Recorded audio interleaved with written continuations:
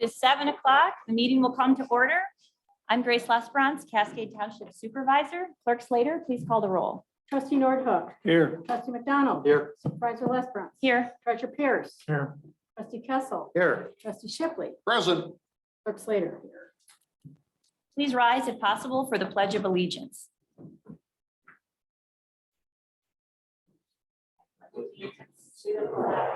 Of the United States of America and to the republic for which stands one nation under God, indivisible, with liberty and justice for all.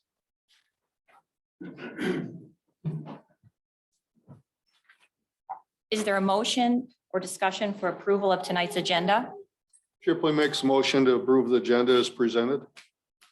Was a question, was your intent, Grace, to move that one item to discussion? Oh, is that okay? We don't have, it doesn't require board action, so thank you for mentioning that. Second.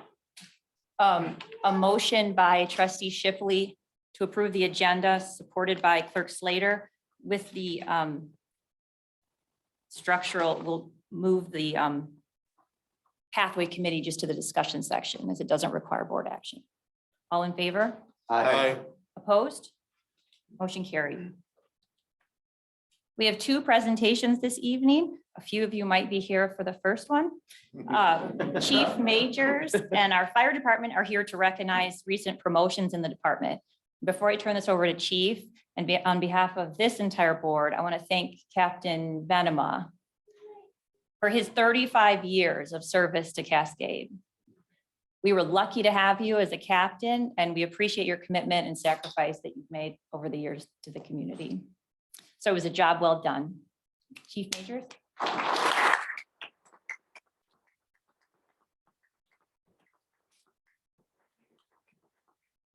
Well, first I want to thank everybody for coming out to support our fire department, and thank you for the board for allowing us to take a few minutes of your busy schedule and meeting tonight to give us an opportunity to celebrate some of the hard work of the firefighters getting promoted. Again, we'd be remiss if we didn't take a minute to recognize Captain Venema and his 35 years of service. So Cap, why don't you come on up and yeah.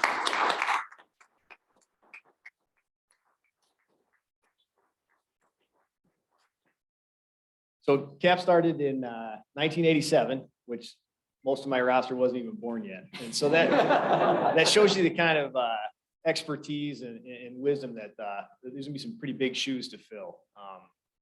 We're extremely excited for Cap and his long and fruitful retirement, and we're gonna miss the heck out of him. So all of these people here is what it takes to fill that 35 years worth of experience. So you can't just put, next person up. It takes everybody. And so we're gonna miss you. As much as we're gonna miss the expertise, we're gonna miss Doug even more. He's a great guy. He's got a huge heart, and we're gonna sorely miss you, but we're gonna keep in touch, and we're gonna keep you around. First, we're gonna bring up two of his longtime firefighters, Andy Albright and Craig Deering. They've got a small token of appreciation, so come on up, guys. So the Cascade Firefighters Association is a nonprofit that the firefighters started to raise money for charity, to buy flowers for funerals, to provide shadow boxes, and just take care of our own, and to send people out in style. And so hopefully this shadow box will remind you of all the hard work, service, and good friendships over the years, and look at it with a smile. But small token of our appreciation for everything you've done for us. Thank you very much. I appreciate it.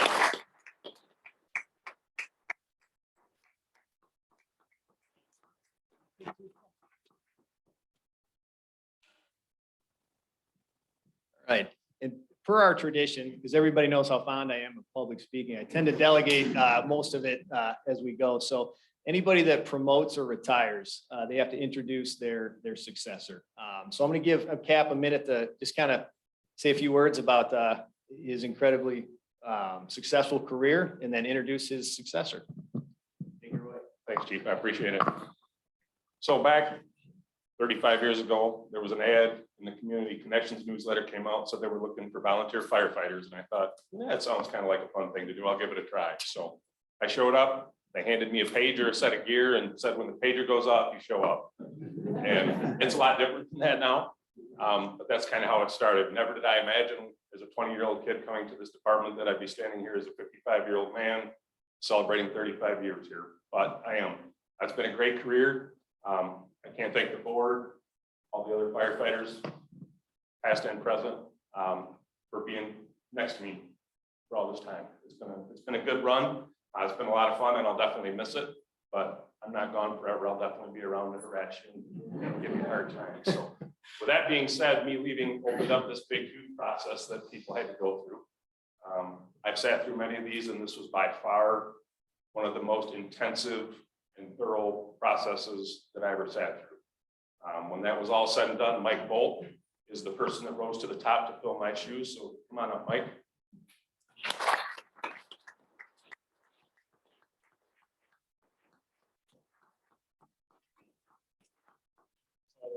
Mike joined our department in 2010, correct? And then in 2018 was promoted to lieutenant. And now today we're promoting him to captain to take my spot. So I have no doubt that he'll do a wonderful job and that the department is in good hands. And with that, congratulations, Captain. Thank you, sir.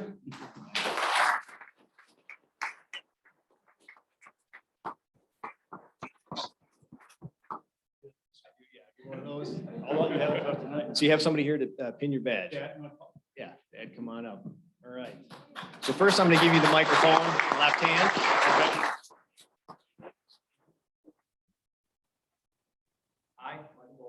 I, Michael Bolt, solemnly swear and affirm that I will defend, enforce, and support the Constitution and laws of the United States, the state of Michigan, and Cascade Charter Township.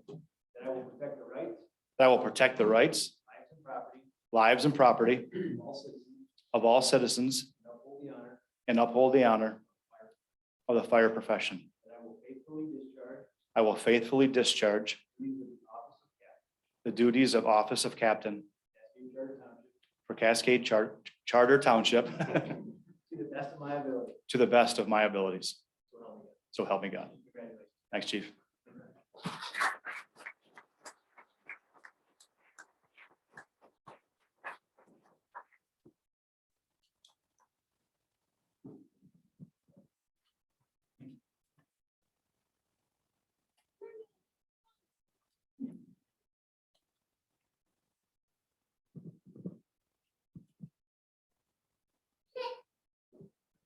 Perfect. One quick signature.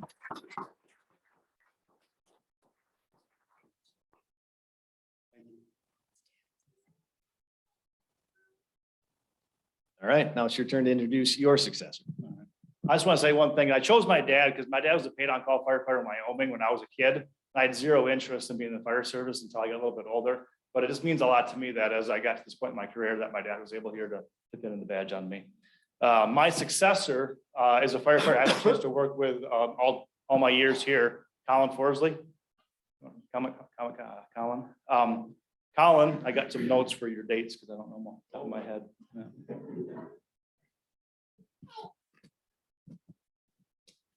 So Colin started as a paid-on-call long before I got here. That was November of 2006. He was hired as a paid-on-call. He left us for a short while to become a full-time firefighter in Waterford. But he came back and became a full-time firefighter here back in January of 2015. He was with us for those 4 years until he took this position of inspector in November of 2019. And he realized that he wanted to come back to the suppression side of the fire department where it's a whole lot more fun. So he took the test and got promoted as a lieutenant. So I look forward to working with you, Colin. All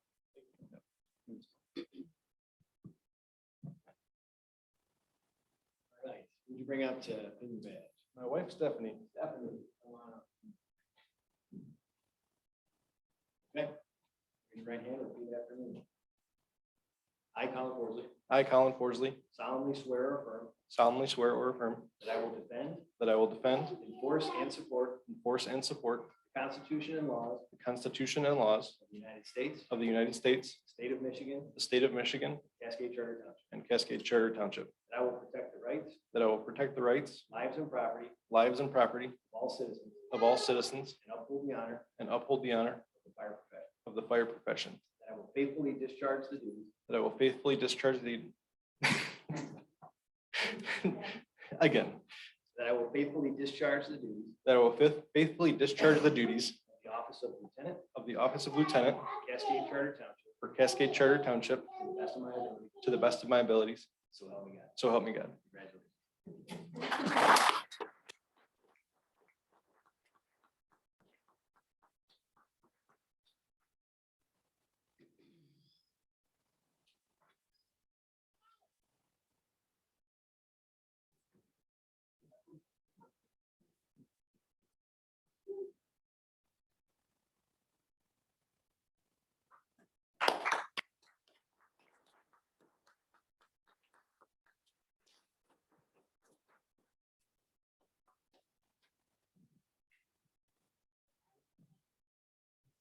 All right, as Mike said, I've been here a little bit, and the last 2 years I've been fire inspector for Cascade Township.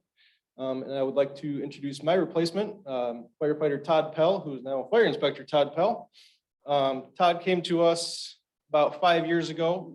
He started as a part-time firefighter, working full-time shifts. And in May of 2017 was brought on as a permanent full-time firefighter. For the last about 4.5 years, he's been in charge of our electronic incident reporting. And in this role, he's created a lot of forms and a lot of headaches for some of us, filling out reports. But his knowledge and abilities of the incident reporting system will do him well in fire inspector role, creating more forms and helping him to make things more electronic and getting rid of paper. Without further ado, Todd Pell, fire inspector, and I'd like to say that he has the correct haircut for the job. So. Inspector,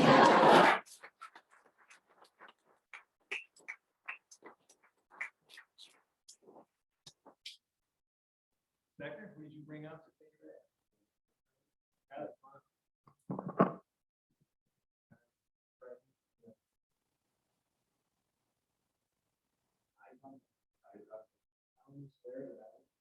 Solemnly swear that I will enforce and support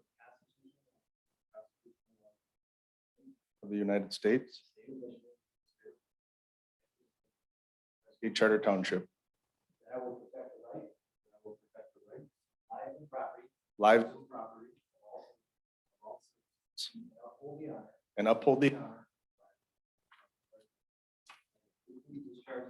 that I will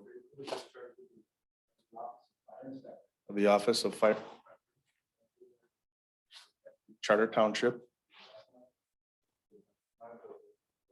So help me God.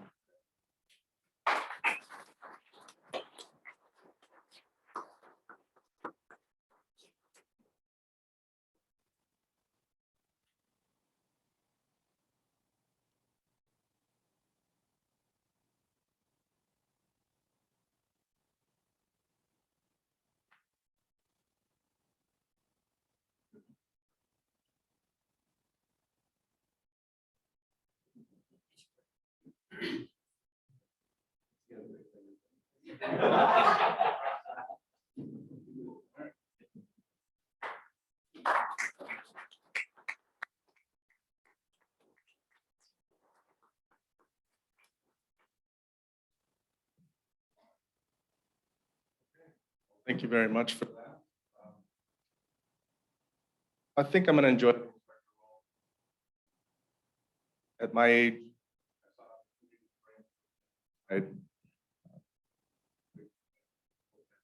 forever.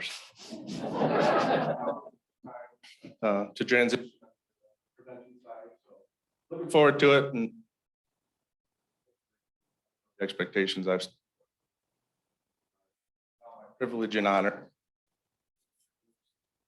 Who is our next full-time firefighter? Located to us in 2019. For the end, September. October. Fire Academy, all the. There's one word to describe. Joel is always eager to learn, help the community. Up to a point, Where the first few shifts I worked with him, he didn't sleep. Excited to get that call. First, does some work, maybe 8. And he get. And I can. in the 3 years, I've never seen that.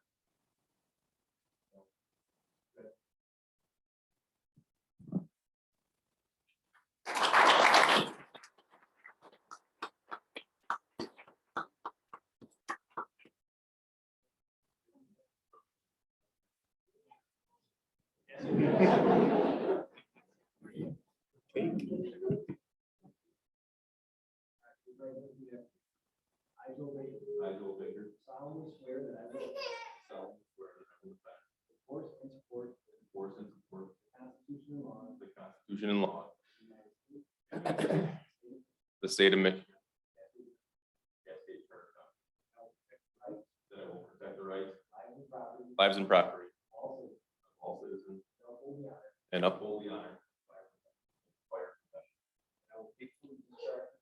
That I will faithfully discharge the duties of the office of firefighter. Cascade Charter Township. To the best of my ability.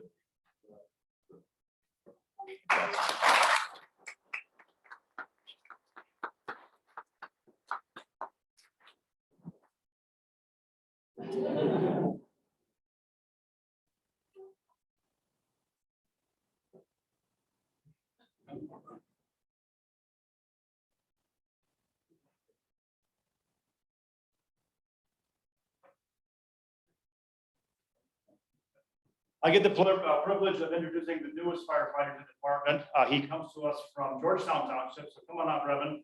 Brevin Sternberg started his fire career and the EMS career in Huntingtonburg, Indiana.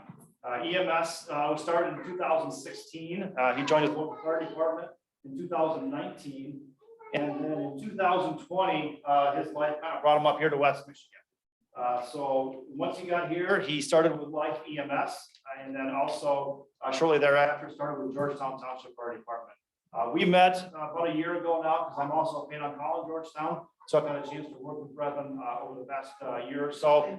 Comes with excellent EMS skills, and I can't wait to put him to work here in Cascade.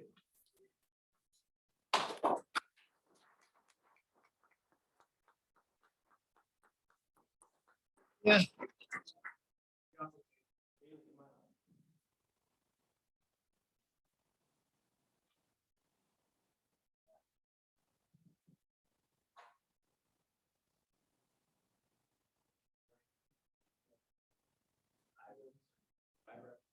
Solemnly swear that I will enforce And law. the state of Michigan. And I will Lives and property, all citizens, and uphold the honor of my profession. That I will faithfully discharge the duties of the office of firefighter, Cascade Charter Township, to the best of my ability. So.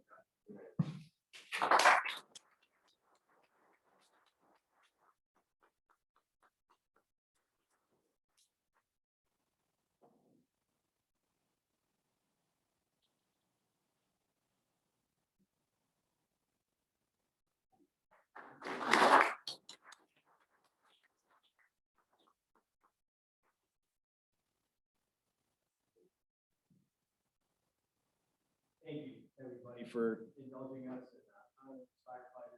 and taking a minute to honor their hard work and the excitement of the start of their careers. And hope to get that 35-year mark. Appreciate it, members of the board. Thank you so much for giving us a few minutes and here. Go have cake and ice cream. Thank you, Chief.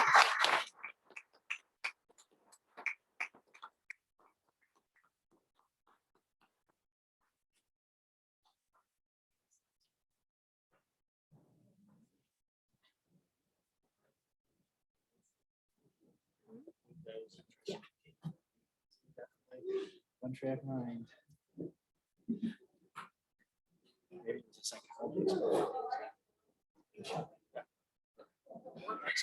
Yeah. This route, we said we don't need either one. Why is it there are so many bald firefighters? Have you noticed that? You know, it's like with silent glasses on. I'm getting close to that.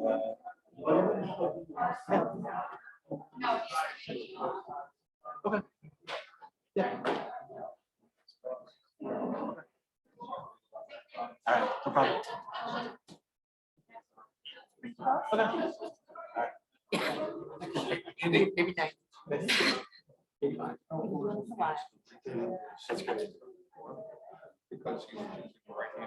Nice. Next tonight, we have Vanessa Wallstra. She runs the Cascade branch of the Kent District Library. Sorry, maybe it's too soon.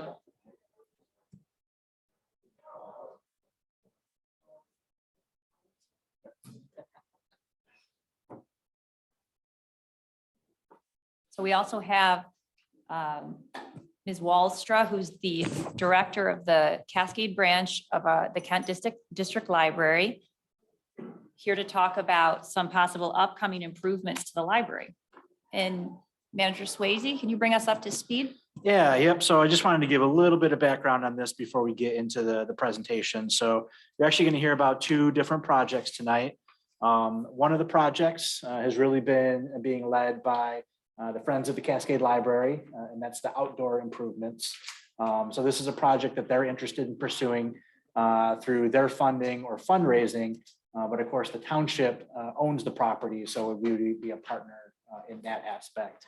The indoor project is actually something you're going to notice the theme today. So this is a project that started in the infancy stage pre-pandemic, and then was kind of put on the back burner as we navigated through the pandemic process. So some of you that were on the infrastructure committee will probably recognize some of the plans. So, and then I just wanted to point out tonight that tonight is really just an opportunity to introduce these concepts to the township board, not asking for any permission or anything tonight. We're really just trying to get the feedback from the board members. Once we get that feedback, myself and Vanessa and some other people in the project team will get together and figure out what are the next steps in order to move that project forward if it seems like it's something the township board wants to do. Great, thank you so much. I kind of wonder if it was something I said that cleared out the rest of the room, but I haven't spoken yet. So I am Vanessa Wallstra. I am one of the regional managers here at the Cascade Township Library. I've been here for about 4 years, and it's always a pleasure to come and talk with you. And it's always a pleasure to continue to partner with you. This is something that we take really seriously. We know that the township citizens really enjoy the library, and we love being able to serve this community. So thank you for giving us a little time here tonight. As I said, I've been here for 4 years. And when I first came to the library, the first thing that I noticed about the building, and we're going to talk about the inside project first, was that it's beautiful. It's well constructed, and it's warm, and it's inviting. And we consistently get that feedback actually from people who come in. And it's been interesting. Our new Ada branch, which is beautiful, but an entirely different design. We have people that come to both, and they come in and they say this makes them. The Ada branch sometimes makes them sort of, it's grand, and the Cascade branch makes them relax. They enjoy coming here. It feels homey, and it feels like a place they want to spend time in. So we're very pleased about that. The library itself, though, is 25 years old. It turned 25, I believe, last fall. And as I got to know the building a little bit better, I started to notice that there were areas, it has great bones, but there are areas that are showing its age. We noticed that some of the pieces of the library were starting to wear out. Some things very cosmetic, the carpeting, 25 years of people walking on the carpeting is showing the age. The paint and the wall coverings were starting to come apart. We've done a little bit of patching on that, but can be updated as well. And the furnishings themselves were in many cases kind of stained and had lost some of the cushioning. And so we have actually been having some stopgap for purchases by our friends at the library, or actually by other libraries that were getting new furniture. We would take furniture that they were not using anymore because it was in better condition than the stuff that we had in our branch.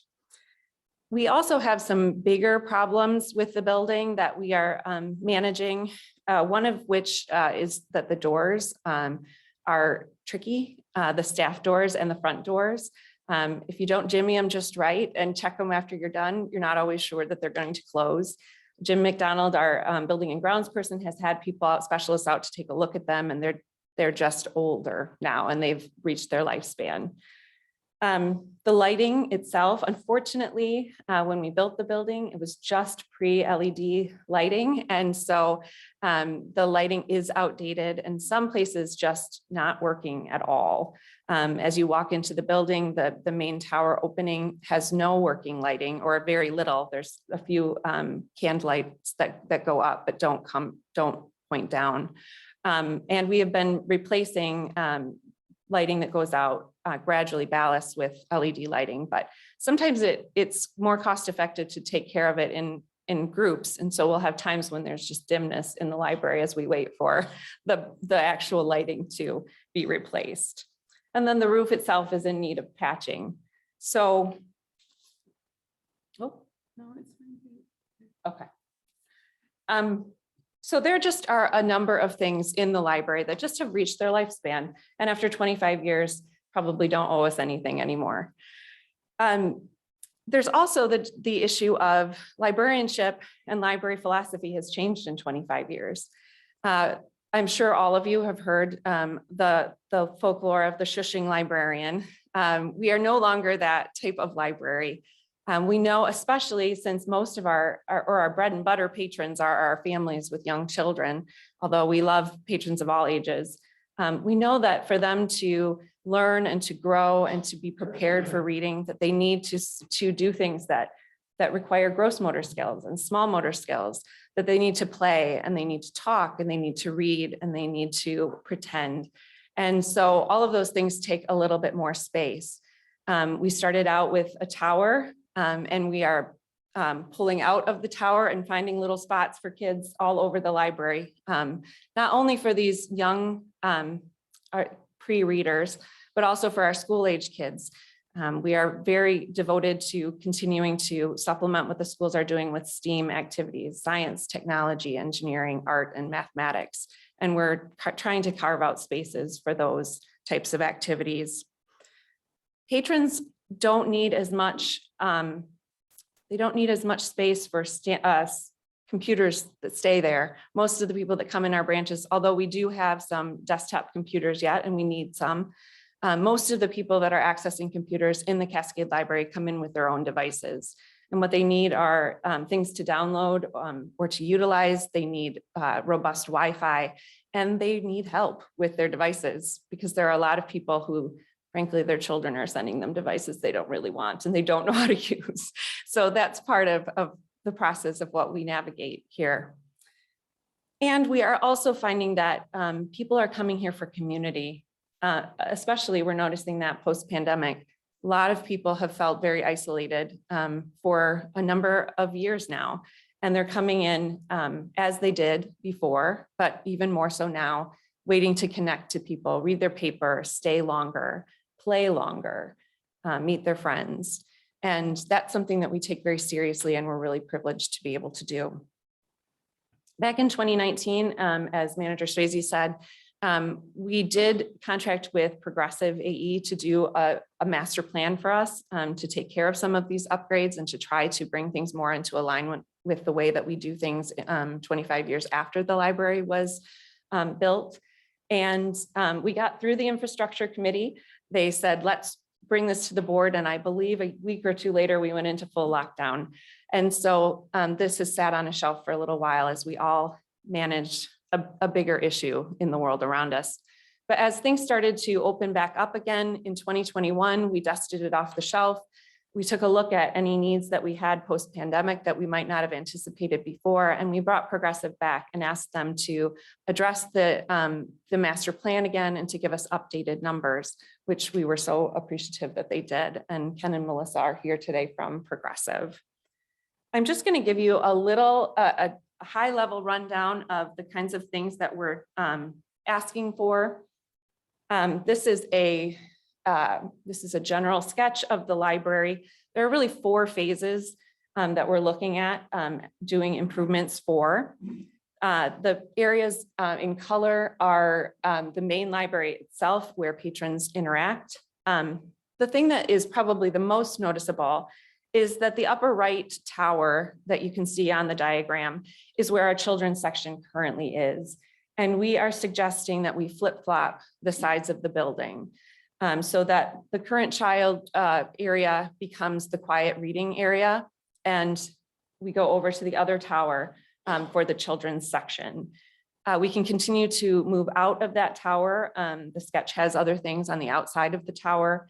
But on the left-hand side toward the bottom, there are a couple of rooms that we use right now or aren't using nearly as much. And the plan calls for 2 of the walls to be taken down to expand that area. So we have a larger child section. That would give us the space that we would need to do our STEAM activities. It would also give us a little more open space in case we needed to do programming in the library. We share the Wisner Center with the township, and sometimes those needs are overlapping. And so occasionally we need to find another space to do the programming, and that kind of space where we could move things around would offer that option for us.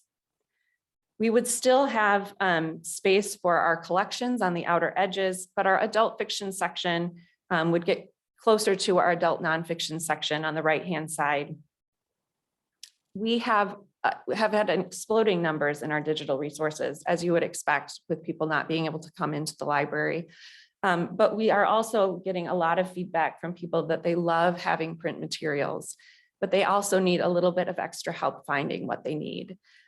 People don't want to necessarily linger in the stacks as much as they used to. And so we've really committed to creating displays and merchandising opportunities so that people can find what they want and more of it so that they can take those things home.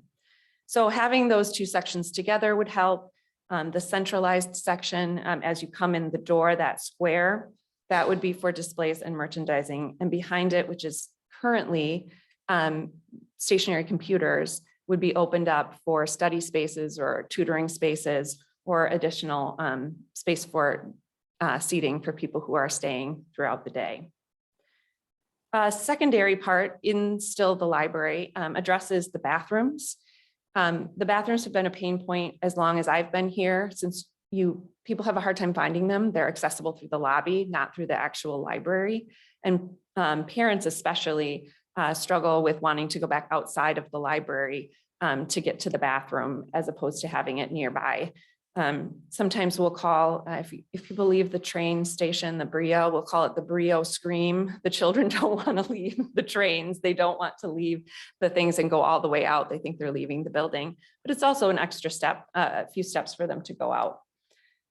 So we suggested being able to access the bathrooms from inside the library and possibly creating a family bathroom as well, which would be helpful to parents of young children.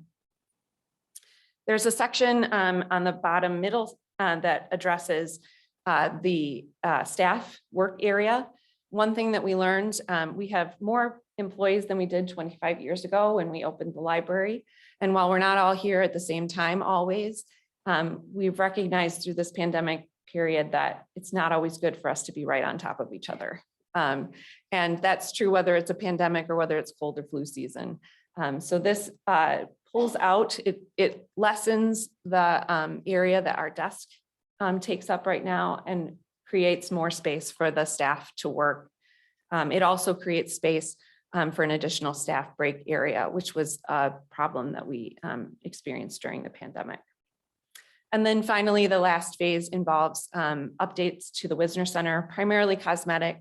The Wisner Center is newer than the library itself, but it's still 16 years old, I think, and we're getting into issues with the carpeting and the wall hangings and that kind of thing as well. So updating those basic cosmetic things in the Wisner Center is another option in this plan. I'm going to ask Melissa to talk a little bit more about the architecture piece and the design piece. And then if you have questions for us, we'll be happy to answer them. Good evening. Nice to be back. I haven't been here since pre-pandemic. I don't know why that keeps happening. I'm sorry. So it's nice to be back here with you in talking about this project again. This is a really exciting opportunity for the community, and we're happy to partner with you on it. Vanessa did a great job just giving an overview of why we looked at this, what we discovered with them, with the library and the community as we did our study, and also kind of the high level look at the plan. I just wanted to walk through a few additional details. I'll try not to get in the weeds because I know we're not asking for approval today, and this isn't a final concept as much as a master plan for direction, but just so you have clarity on the scope of what we're looking at, our focus definitely was how to optimize the function of the space for the community, the value to the community, but not throw the baby out with the bathwater. Like Vanessa said, you have great bones in this building, and there are a lot of great assets to this facility that don't need to be changed just for the sake of change. So really evaluating the best value for the investment for the community in creating a community center library and addressing also the facility updates that are needed. So most of what you'll see in this plan, the library is nicely open to begin with. And we were trying to make sure that we're preserving, the study rooms really don't need to be touched. They're in high demand. They'll get the cosmetic updates needed that Vanessa mentioned, like with carpets wearing out and lighting and such. And then rearranging the stacks, the cases that hold the books now are in great shape. The end caps sometimes have worn. They also are a great system that are modular. They can be addressed. The merchandising needs of the library can be addressed just by remodulating the product. So you don't need to get all new stacks. There's just some adjustment to the end panels to fix those, and a little bit of reconfiguration to those stacks. So that's a great opportunity to reuse an asset that the library already has and that the community already has, and not spend. That would be a significant investment, frankly, if we had to completely replace those. So what you're seeing, all these colored bands really are representing the bookshelves that are in the library being repositioned and rearranged. In some cases, they're quite tall and they create quite large barriers. So we're looking at opening those up. The library has already been able to do some of that on their own. You would have noticed more outward facing books so people can see the covers, and bringing down just kind of the overwhelm of such huge shelving units to more human scale, so that people don't feel like they're there's too much to look at and too much to take in as they're trying to identify what they want to investigate in. So from the standpoint of architectural intervention, as Vanessa mentioned, floor covering needs to be addressed throughout the space. The ceiling needs to be addressed throughout the space. Lighting updates. It's also a great opportunity to get to a significant amount of energy savings for the facility as we look at new technology since the facility was built, and even some of the subsequent updates. There's potential that we'll need to investigate in a future project for any types of rebates or incentives that are out there for going to more energy efficient lighting. So there's a lot of great opportunity in that category alone. That can be investigated if the project moves forward. And then quite minor from an architectural standpoint, again, as I mentioned. So I'm going to flip through a couple of pages just to highlight some areas that were mentioned. So looking at this west side, I guess, of the library, there are a couple of rooms, as Vanessa mentioned, that are harder to work with the library because they're divided out, and by taking out a couple of those walls and creating one open space that can be rearranged through furniture gives the library and the community a lot more flexibility in how those spaces are used, and also gives a zone for the children to really engage with the library and make the library their own in a way that we want them to, without disturbing other patrons that want to have maybe a more quiet opportunity to be at the library and to engage with the materials here. So there are just a couple of walls throughout this space that would need to come out to create one open space for the children's programming. I am talking about this in a different order than you did, but also looking at the entry, there's a circulation desk and an information desk and a lot of millwork in that area as you come into the library. And we identified both there's not a need for as much of that. The way the library operates with materials just isn't supported by the way that it's set up anymore. And giving an opportunity to get the library staff closer and out into the center of the library through a desk that comes more into that center atrium area than the current desk, so that they have a better view of people that might need help and that people can see the staff that might be at the desk easier. It just places them more welcoming and more front and center. Sometimes people come in and they hear somebody say hi and they can't figure out who said hi to me, where are they? They can't put an eye on somebody because the desks aren't in a good line of sight to the entrance. And so that would give the team the ability to be more immediate to patrons as they're coming in and as they need help. It also gives the ability to maintain you have such a robust and awesome Friends of the Library program here. It's amazing. So having that bookstore, it actually is pulled out right behind the new desk. It separates it so there's not confusion still from what's the Friends bookstore and the rest of the library, but makes it more visible to people and allows them to have that retail experience that people can come in and see what's there. By moving that Friends bookstore more forward, that gives that space that's more tucked away back to the staff to have a true break room, so staff can have a place to have lunch or have meetings in the staff space, so that they're not competing with study rooms in the Wisner to have places for their group to come together. And the great thing about this is in beyond just the footprint of the Friends bookstore, we're able to do work within the footprint. I'm going to come back to that one. Within the footprint of the back of house area and staff area, and give them increased efficiency and ability to use their space for the increased staff, like Vanessa mentioned, without building a bunch of extra space. So we really were looking at ways to optimize and create efficiency within that work environment that they already have, so that we weren't taking away space from the library or needing to add on anywhere. It really became a benefit from that standpoint within kind of a similar footprint. And then as Vanessa already covered, just working the entrance to the restrooms. It's set up in a way that we can flip the entrance to the inside of the library instead of coming in off of the vestibule without having to rearrange the whole restroom, which again would be a pretty hefty cost. So updating some finishes as we need to in there, but not having to completely do a rebuild of the restrooms. So those are the main updates within, and then as Vanessa mentioned, looking at the facility as a whole, the Wisner and the library really do operate as one facility. So addressing needed updates in this facility too is an option while we do that project, if you think that that's a good idea to pursue. That's kind of a high level run through. Do you have any questions for me?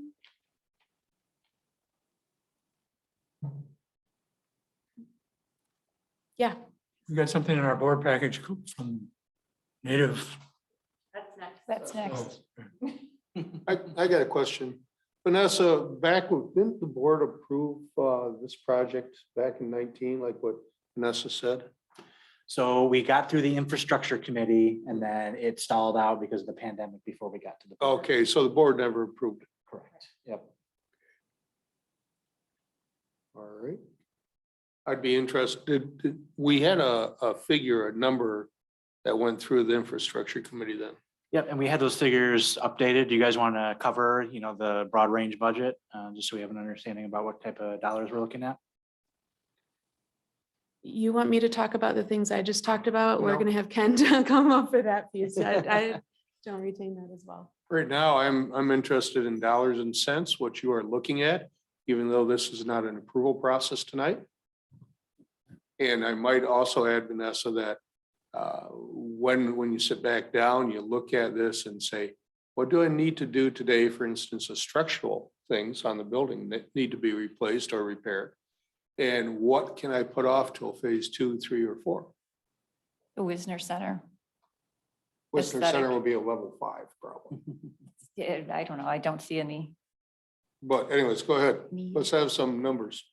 Sure. So my name is Ken Branson, project manager with Progressive Architects Engineers. And in 2019, we had looked at a range. If you think about the design status and where it's at, we call it chapter 1 of a 10 chapter book. And we're really just started and we've got concepts identified. We had put together some pricing. Since that time, as you know, prices have escalated. And that's true in the construction industry, probably more than anywhere, as well as all of our own personal purchasing and things we do. But if you collectively add up the library administration area, the restrooms, and the Wisner Center, $1.6 to $1.9 million collectively. The largest one of that being the library itself. But that was the kind of where we landed when we looked at escalation from 19 and forecasting to 2022. What was it in 2019? We were at 1.2 to 1.4 for that same total. So you're talking about a $500,000 difference. Okay. You're talking about $500,000 difference roughly. The Yeah. top figure. Yeah, from the low to the high, it's about a 23 to 30% increase in the cost of construction and materials and since 2019. That's all I have. Thank you. Manager Swayze, we should put this as a possible project on our website, maybe highlight it in e-newsletters. And So yeah, really, again, tonight is the opportunity for us to get feedback from the board, and then when we get the project team together, including the communications team, to figure out, okay, exactly what do we need to do in order to do that? Do we want to get a lot of, information from the public on the front? Do we want to delve out the design a little bit more? So there's, like he said, chapter 1 of a 10 chapter book.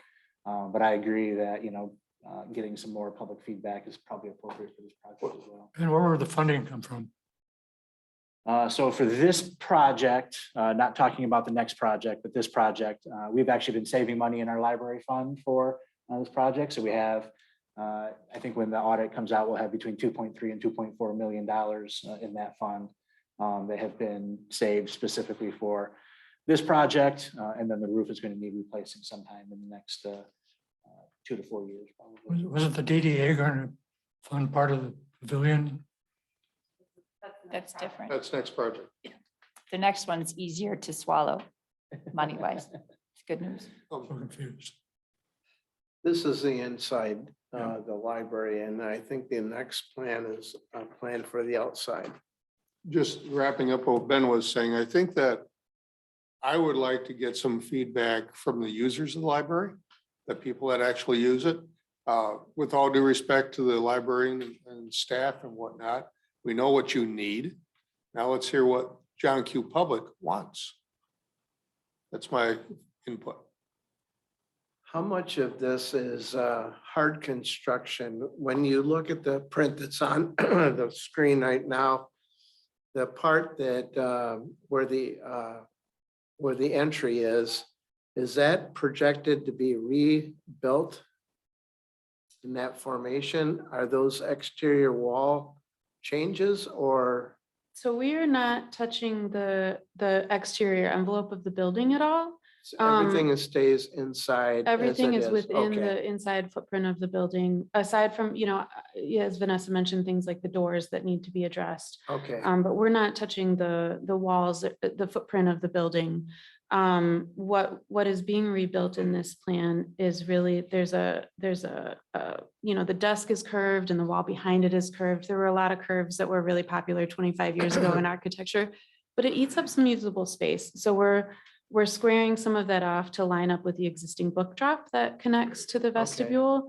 And that gives some of this space, frankly, that's currently less efficient because of the curved wall, back to the inside of the library, and then allows this desk to come back out into the library more. But that's really the scope.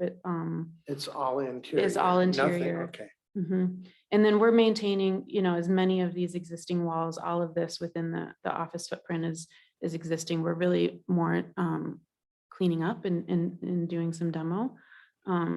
If that makes sense. Yep. Within. The way it was, you had that dotted area, it looked like it was going outside of the current space. Yeah. Oh, when you had it yes, there.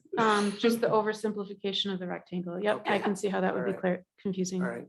Is there an option, and maybe there's not, of maybe a leaner alternative? Maybe this is not excessive, it's just with seeing it for the first time. Mhm. Maybe there's an alternative to trim some of the fat. Maybe it's already lean. It's hard to tell. That's definitely something we've looked at. And when we did the original study in 2019, we had looked at from kind of the value judgment of, do you phase this? And at what point do too many phases become less efficient? There's an efficiency both in just how many times do you have the carpenter out here in buying materials in bulk. So understanding that taking this all on at once is both disruptive operationally, you know, to close down the library to do something versus to phase something and allow the library to remain operational. But also from a spend for the community to be able to phase the work. So that's, you know, Ken's sharing the full all-in number. But there is some work that gets into greater detail into how this might be phased and the priorities that we would put on this. You know, the bathrooms, for example, are nice to have, and it's a convenience for patrons. Is that something we'd prioritize to the top of the list? I don't think so. That was lower on our list, both how we might prioritize the work, to your point, and just what we would do first in the phasing. So that's definitely something that can be clarified and pursued as we move forward. In terms of both phasing and is there something that could come back out of the scope? We had always priced the Wisner as a separate bucket, if you will, for the reason that you mentioned. It is newer. It's not reaching the end of life for a lot of the systems that the library is. It And could hold on residents for don't a get few years. as much use. It's not as valuable to residents, I don't think. Yeah. What was the price for that, for the Wisner Center portion? Yeah, the Wisner was 150 to 175. So It's the least smaller. amount of intervention, so it is a small number. But it's something. I'd be comfortable with having that fat trimmed, but And I don't know if you'd answer that question any differently than I did. No, I mean, it was a master plan, so it was looking at the entire, the entire thing. The bathroom is a pain point, but not one that is a deal breaker. That could certainly be trimmed off of this part of the project. The other parts of it, I think, are getting into a little bit more critical territory. And certainly if we're ever going to make changes, while we change the entire, like while we take the carpeting out, is a good time to do some small like demo type work on the inside of the library. Because you have to lift up all of those stacks of books anyway. So those types of things are part of the reason that we wanted to phase those types of things in now. But yes, those two, the Wisner and the bathrooms, were probably the things I would trim first. You opened your presentation with a statement that people like Ada because it's grand and new and whatnot.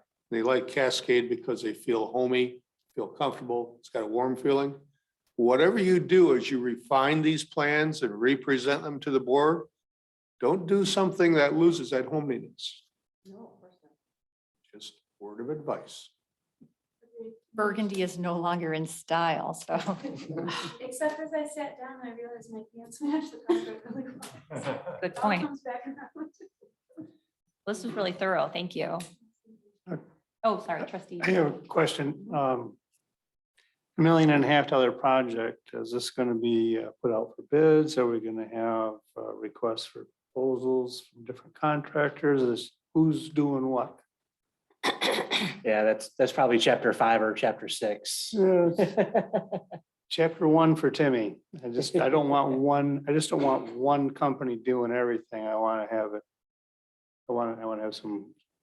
Yeah, my thought is that we would go through a similar process that we did with fire station, meeting with, a committee or whatnot, deciding, okay, what parts of the project do we want to bid out? Are there any parts of the project that, it may not be as efficient to bid out? Hopefully, fingers crossed, we'll have a civil engineering expert on the staff before this project even gets close to getting off the ground. So there's an opportunity to tap into those expertise as well. Thank you. Let's get the word out so we can have a lot of feedback before we make the decision. Thank you.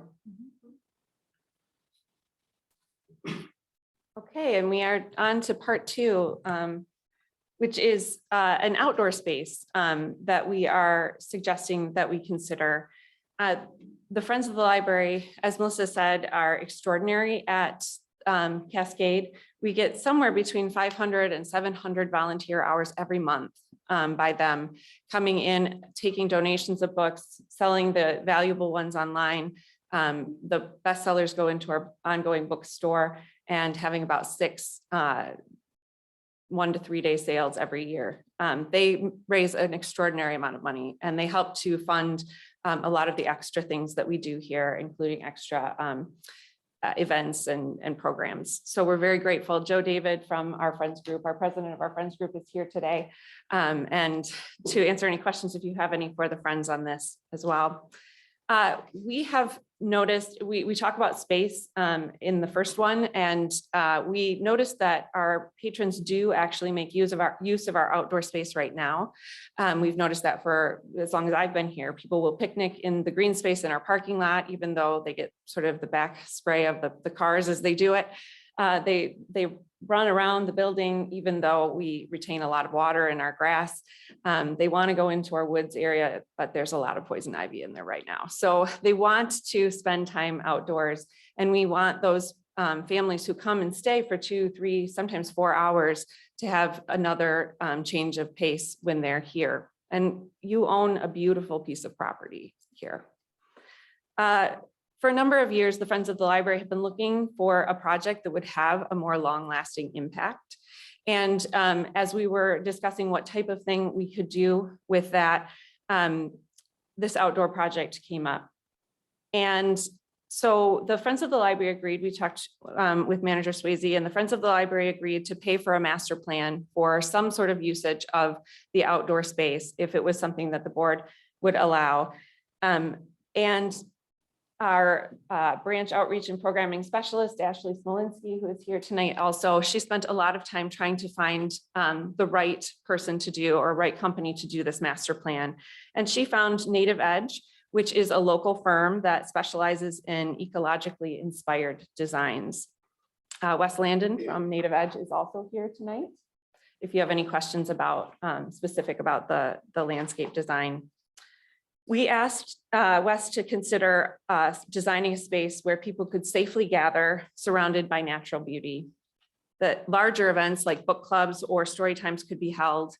That special events like concerts might be able to be hosted, where people, particularly children, could learn and explore, where families could picnic, and something that would be environmentally sound.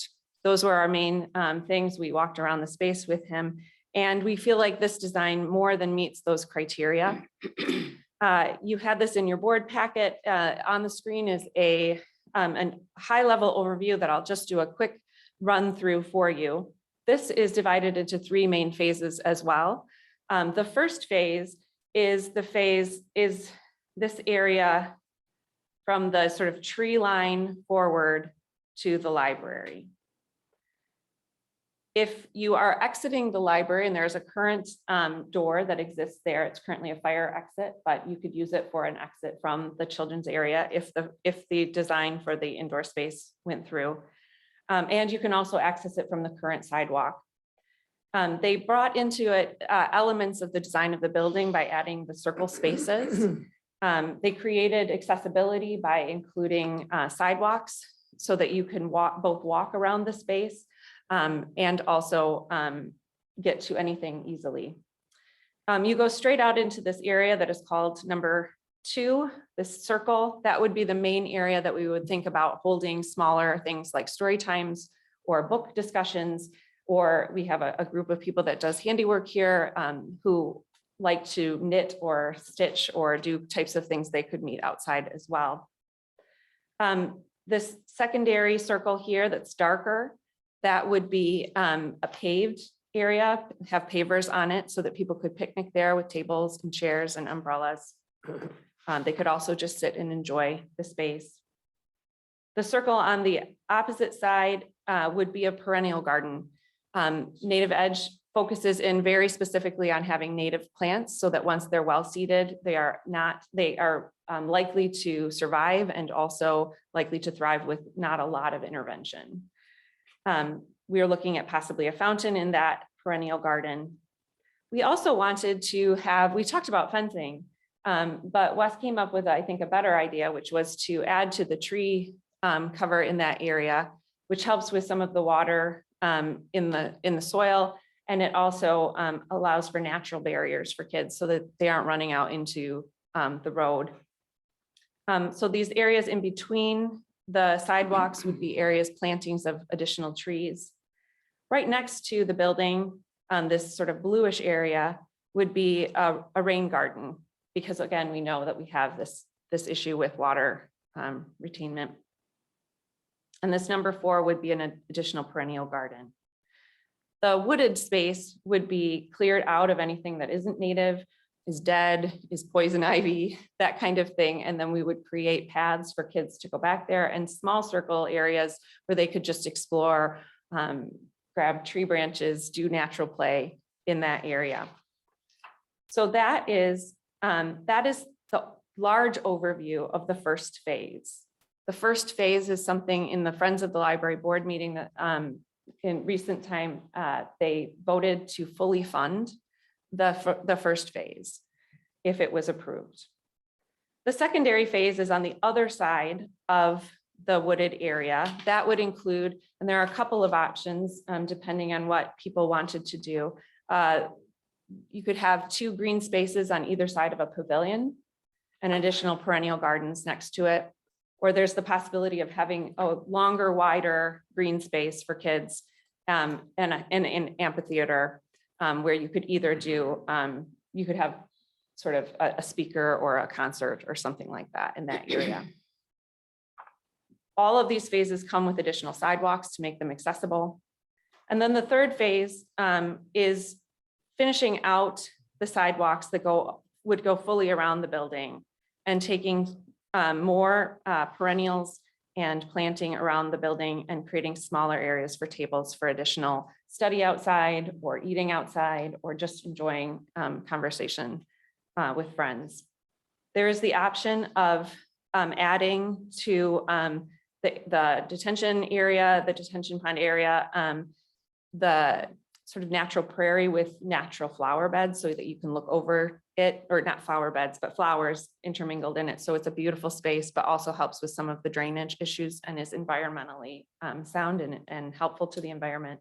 And that could be added to any of the spaces around toward 28th Street and beyond if we wanted to go that route. So those are the 3 phases that we are looking at. As I said, the first phase is something that the Friends of the Library would be willing to take on the cost to complete. Does anyone have any questions? I do. Yes. When we looked at a much more elaborate plan, I don't know, Tom, remember, it's been 5 years? More than that. 6. From Time 2012. flies. I think we had a price tag of an outside development of about $2 million. And this one, if I'm reading it right, is about 500,000. Boy, what are we missing? Nothing. This is so much better than the amusement park busy design that I love this one. Yeah, I do too. And we don't have parking to accommodate a $2 million amphitheater and et cetera that went in that initial super compact. This is perfect, I can I ask think. Wes to come in and talk about there. I know some of it, I think, is related to having natural plantings and that kind of thing, but I will leave the expert to speak about the costs specifically. Sure, yeah. Hi, I'm Wes Lanning, and nice to meet you all. I'm happy to be here. Yeah, it looks like a lot. And I think when I first sent this plan along, I mean, they wanted these nice outdoor spaces to gather and extend the use areas outside. And I'm like, they might look at this and be like, what are you thinking? Like, this is way above and beyond what we can do. So we tried to, maximize the use of the space. It's really mostly, I mean, except for the, pavilion, which we know is a potential. We wanted to show that as an option, but it's really mostly paths and plantings. So, defining space with hardscape and then allowing gathering spaces around that and having, natural, plantings and things to really enliven the space without, spending a huge amount of money. And, this is a master plan. It is very high level. The dollars that you see are also trying to strike, down the middle of the road.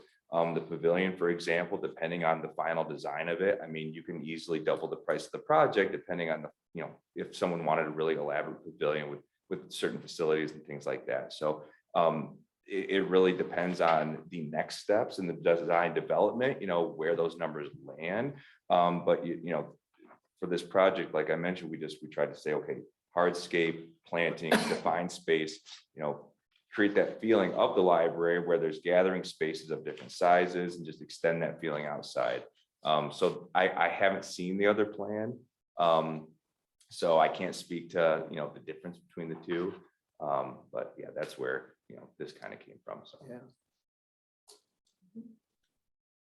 Do you have any idea what it would cost to maintain this project? It depends. Native landscapes they get not a bad rap, but sometimes people get confused when we say, okay, native landscapes are low maintenance when they're done well. Well, a lot of people hear that and instantly think no maintenance. So it's not no maintenance. Annually, you would need a certain amount of weeding and things like that. But well-established native landscapes, especially woodland areas that are dominated by trees and shrubs, do require, I would say, about a quarter of the maintenance as you would be required of a traditional landscape annually, just generally speaking. And, you cut out all the fertilizer, a majority of the watering, especially when things are established. So you're having those cost savings in addition to maintenance hours saved as well. Thank you. Wesley, this looks real nice. It almost rivals Meyer Gardens.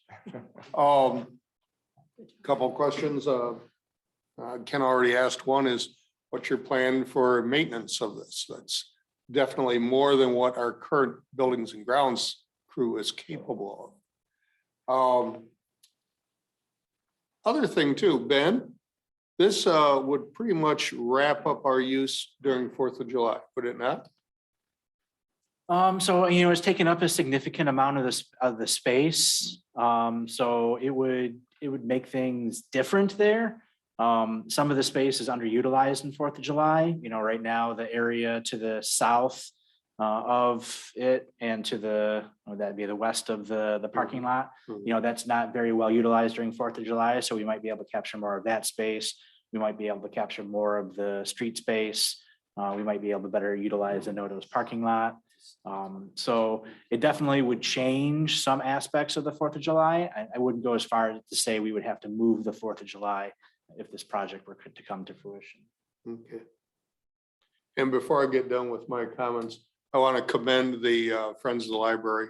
It's truly a rarity in today's environment to see a volunteer group that is so intensely involved as you guys are. So kudos for all you guys. Really generous. That is the Friends of the Library, are just so generous. Would you say, Wes, that it would be something that a building and grounds crew could not maintain? I just wanted to piggyback on that and say.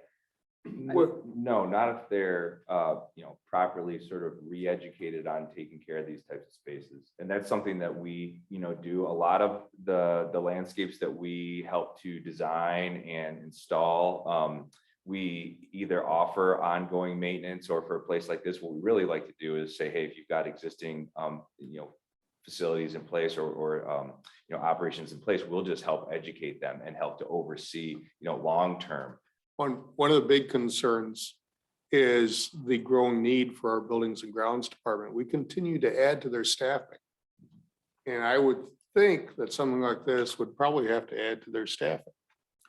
Yeah, so I don't know a lot about maintenance of native areas either, so I'd want to learn more about that. You know, the hope would be, if it's something that's seasonal, or if it's more work in the, spring, summer, fall than it is the winter, maybe it's something where we could consider an additional seasonal position rather than additional full-time position. There's a lot less legacy costs that come along with that, but I wouldn't know what it would all entail right now to understand if it would hinder the capacity of our current staff. Since the Friends of the Library is so already actively involved and there's a good volunteer kind of base, and maybe that's something that we could help have like a annual weed pull or something. I'll drag my kids out. We approved it, the maintenance issue came up because I knew that would be something that we'd have to consider. We have a lot of members and a lot of volunteers that love gardening, that love, landscaping and stuff, so I want to be careful what I commit to until I really understand, what it is that we're talking about, but I'm pretty certain that we could find a number of people that would do some of the elements of maintenance. Okay. So I think we need to understand what it is going to take, what's going to need and how often it's going to need it. And then we can go to our membership and see how many of them want to step up and help out. It does eliminate much of the mowing of that area. So I understand that that isn't necessarily all the time that they put in, but it does eliminate a lot of the mowing. Also on the board, there is one of our master gardeners one of our board members is a master gardener. And she said that if native plants are used and if educational components are included about the native plants, then the master gardeners who need to get their volunteer hours in. Those are the projects that they want to take on. So we've talked about a few different options for the maintenance as well. And then the township can easily help spread the word and help organize it without a lot of effort. That'd be great. When you come back with phase 2 and 3, and I understand phase 1 is pretty much covered by Friends of the Library, you need to have more firm numbers for this board to consider than saying, well, it's going to be between $500,000 and $1 million. You're going to have to present much firmer numbers than somewhere in this ballpark. I would just like to say, good job. I like it.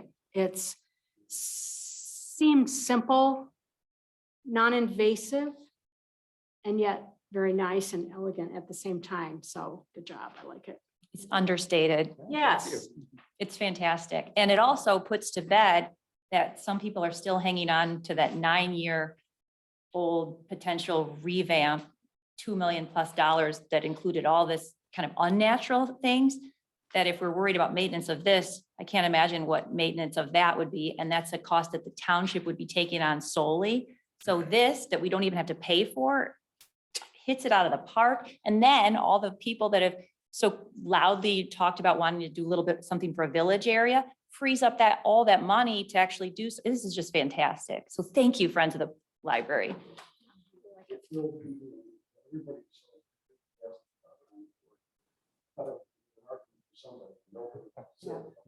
Good luck to try to find an argument. This is so. Not when you're taking a dollar wonderful. out of your pocket. We don't care. Mhm.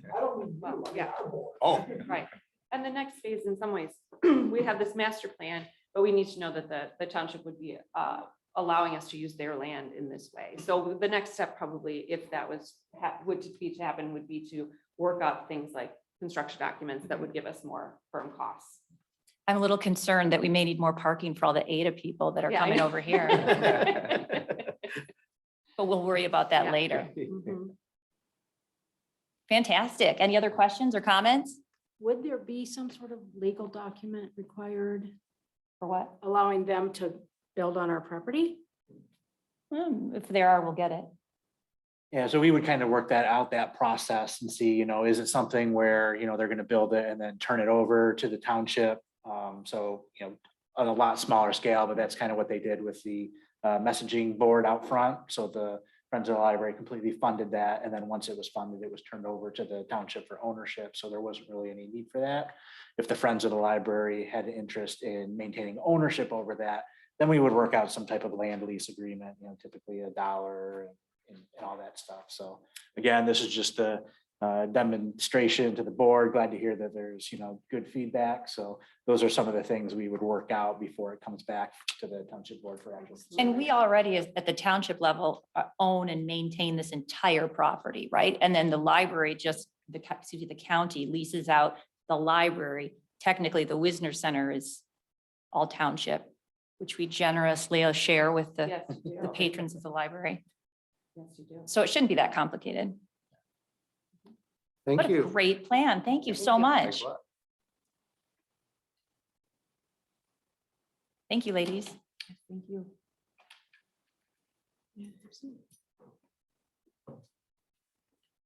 Thank you.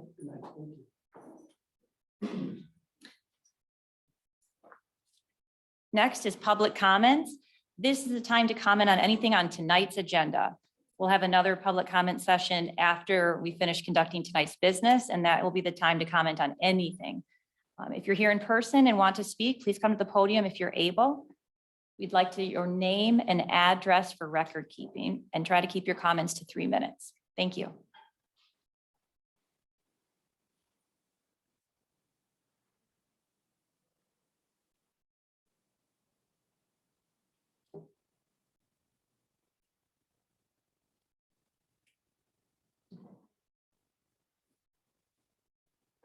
Hi, my name is Tom Richardson. I live at 3438 North Applecrest.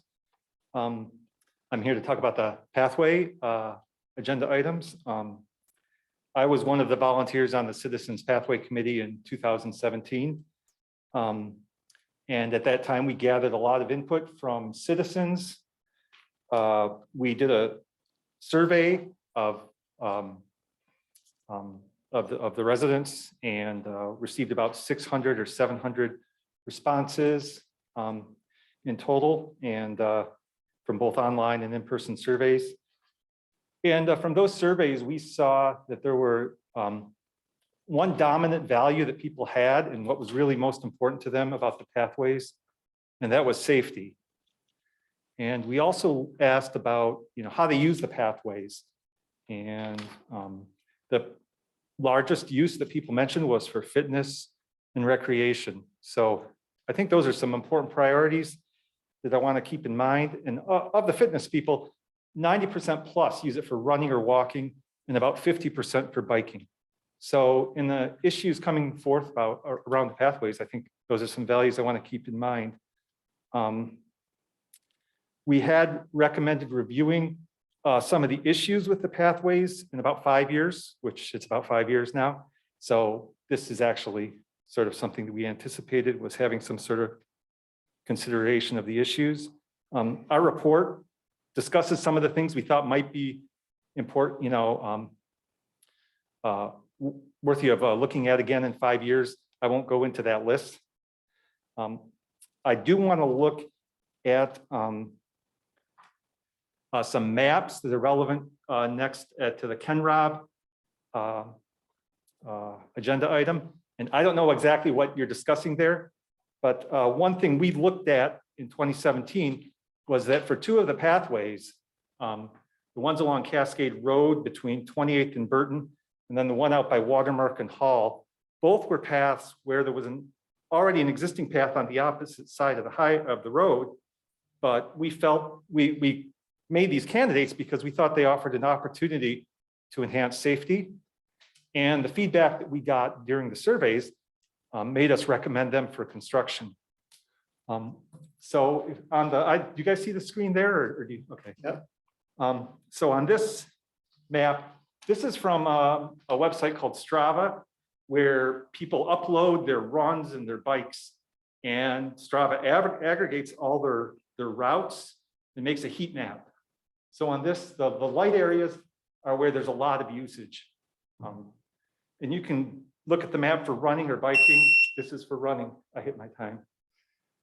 Okay. So this is the village area, and you see this area was an added pathway on the opposite side of Cascade from the existing pathway. And you can see it's bright. It's getting a lot of use. So that was a successful one. One thing that I think you can see is down here, so one way to address safety for crossing in busy areas is with a a pathway on both sides. Another way is a mid-block crossing, which was built in the village, I think 2015 or 2016. Wait, sir, just to be fair to all residents during the public comment, and I'm trying to rein it in a little bit. Okay. Just try to keep your comments close to 3 minutes. Okay. This, here you see that, you can even see that mid-block crossing popping out there. I'll just quick run through the other two slides. This is the pathway along. Why don't we wait for the second public comment, just because Okay, to that's get, fine. to try to be I'll fair to pause. all residents, but thank you. Okay. And we'd love to hear it, just we're trying to rein in the time periods. I need to stop this. I can do it. I got it. Oh, I got it. oh, yeah, okay. Thank you. Any other comments? Ms. Stern, welcome. Thank you. Wendy Sturm, 2570 Hunter Green Court. Just some comments on the library project. Great, I'm all for it. I think you'll have 100% or very close to it support by the community. This is a very public facing place that we have that's very welcoming to the community. It welcomes all age groups. It shouldn't be neglected that beyond children are served by the library as well. The opportunity for volunteerism, that's something that I've mentioned to Grace in the past. We have a community full of people that love to volunteer, and it just came up as a part of the maintenance of the grounds for gardeners. There's so many opportunities for public volunteerism in a project like this. And it would be a great opportunity for the township to explore different ways to engage the community in the township with volunteer activities, really a central idea that I support tremendously. Also, not to neglect that this project could help enhance the natural space that's already there. And our community and majority of folks embrace the concept of enhancing natural spaces in the Cascade community. And this is an opportunity to do that. And maybe even do a little bit more to make sure that the curb appeal of that space is natural and appealing and not artificial and fake looking. So that's point number 2. And point number 3 is curb appeal. And the pathways tie in. All the themes of what the township wants are part of this project. Pathways for walking, for fitness, for all age groups. And there is also a possibility of tying those pathways into the existing walkways that has come up in DDA planning and other township planning. So this kind of is hand in glove planning, if you ask me, and it fits in with a lot of the themes that have been established. So I heartily support this project. Thank you. Thank you.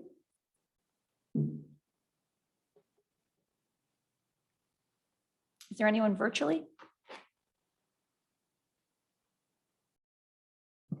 Would any of our Zoom participants like to make a comment about anything on the agenda during this public comment section? We'll wait a few moments, Supervisor.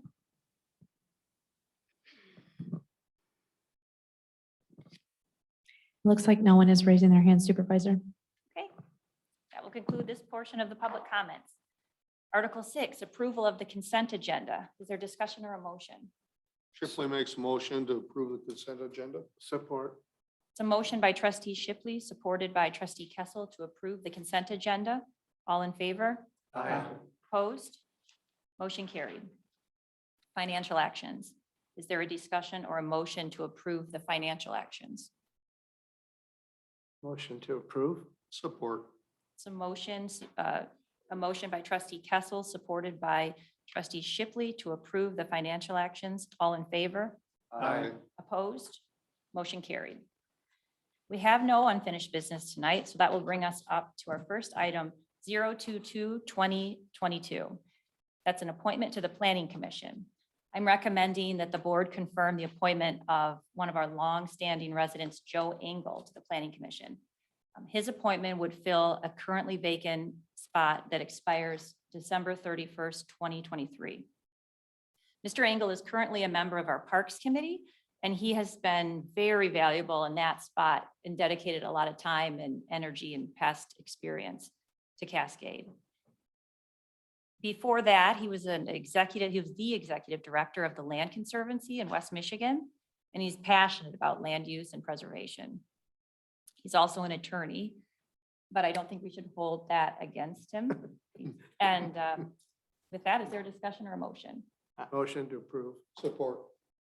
And just to give anyone the opportunity, anyone? I just want to say, Ms. Supervisor, you couldn't have found a better recommendation. Trustee McDonald, I knew that this would be like a hot knife No. through butter. Joe Engel is a tremendously smart guy. He's also a true gentleman, reasonable, great experience. And if you ever have a choir, be sure to get him in your choir. He's in our church choir and he's got a beautiful voice as well. So yeah, Joe is just a great addition to the Planning Commission, and he's a passionate Cascade resident. Why did he become a lawyer, for crying out loud? We all make mistakes. It all takes a while. I don't understand something. He was probably a good lawyer too. That was a motion by trustee Kessel, supported by trustee Shipley, to appoint Joe Engel to the Planning Commission. All in favor? Aye. Opposed? Motion carried. Item 023, 2022, reinstatement of the Pathway Committee. As we mentioned earlier, this doesn't require board action, so we will hold off on discussing it until after we're done with the new business items. 024, 2022. This is a work order from the Kent County Road Commission for pre-engineering services for Snow Avenue paving. I've heard a lot about this one. Manager Swayze will bring us up to speed. Yeah, great, thank you. So in keeping with the theme that I talked about earlier, this was actually a petition that got turned in, I believe, in January or February of 2020. And we know what happened shortly after that. So again, kind of started pre-pandemic and now we're picking it back up. So we've received a petition request from the residents living along the gravel portion of Snow Avenue from 52nd to 60th Street, which is approximately 0.86 miles, to conduct preliminary engineering on paving for the portion of the road. After talking to the petition circulator, Mr. Dale Vanderschaff, who is actually here tonight, the request is a response to the poor condition of the road in the late winter and early spring time periods, as well as just the general desire to have a paved road. So the Kent County Road Commission has provided a work order for the township to consider to conduct a survey and develop preliminary engineering for paving this section of Snow Avenue. So by approving the work order, the Road Commission will develop a plan significant enough to give the township both a reliable cost estimate for paving the road and a survey to understand what the cross-section of the road, including tree removal, may look like. It should be noted that this is a boundary road, which makes it more complicated than a typical paving process. There's a shared responsibility with Lowell Township, and I included that map in your packet. So essentially in this section of road, Lowell Township's responsible for the north half, and Cascade Township is responsible for the south half. We were able to have a meeting with the Road Commission, a couple of residents representing the residents down there in Lowell Township earlier this winter, which was attended by Lowell Township Supervisor Jerry Hale, who indicated that their municipality does not have the funding to participate in this paving project. However, the Road Commission did indicate that the Cascade could move forward paving our portion of responsibility if we so choose. So once the survey and cost estimate are available, they'll be presented to the Township Board to review, really to do two things. One, to determine the necessity of the project, essentially if it's going to go forward. And second, to recommend any cost sharing, if any, of the township's 55% obligation for the project. For projects of this nature, the Kent County Road Commission covers 45%, and then some other entity, whether it be township or residents or a combination of both, have to cover the other portion of the project. Those determinations are then shared with petitioners. If everybody's in agreement, then there's a second petition process that goes through in order to start the process. So if approved by the township board, it's expected that the survey will be done and the plans will be developed through the summer and early fall and shared with the township in late fall. And construction, potential construction for this would be included in the 2023 construction season. A couple things included in your packet for review, a copy of the work order, the petition from the Snow Avenue residents, as I mentioned, the construction responsibilities map from the Kent County Road Commission. So this is a step in the process that's is required for any gravel to pavement conversion project initiated by the township. As I mentioned, we met with several residents in the project area. They've reported general support from most of the residents living on this section of road. There's a couple representatives from the project area tonight to answer any questions you guys may have. So it should be noted that the estimate from the road commission is a not to exceed budget. They indicated that they will do basically the very minimum amount of work that's needed in order to provide the reasonable estimate in the survey and cross section. So if the project is constructed, the road commission covers 45% of the engineering work as well. If the project is not constructed, the township's actually responsible for 100% of whatever work comes out of this work order. And that's the same that it has been in the past. So the timing of this request will allow the road commission to prepare the necessary work for the township to make a decision on the project in the fall. And that would allow the board to consider any costs necessary in preparing the 2023 budget and allow for a 2023 construction.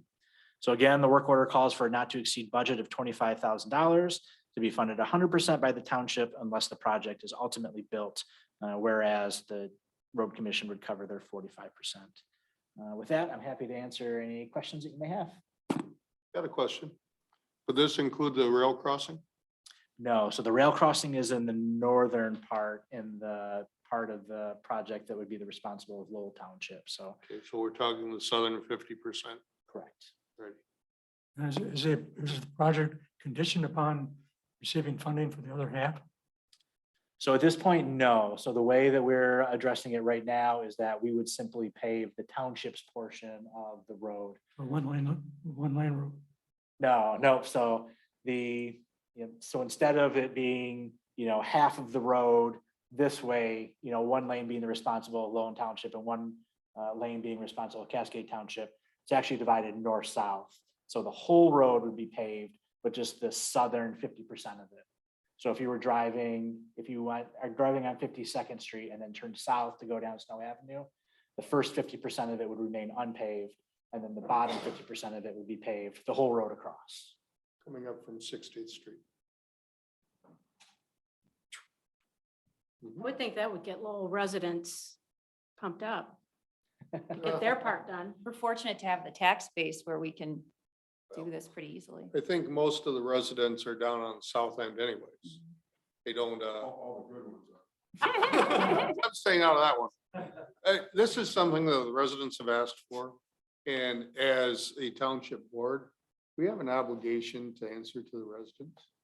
So I have no issue with this whatsoever.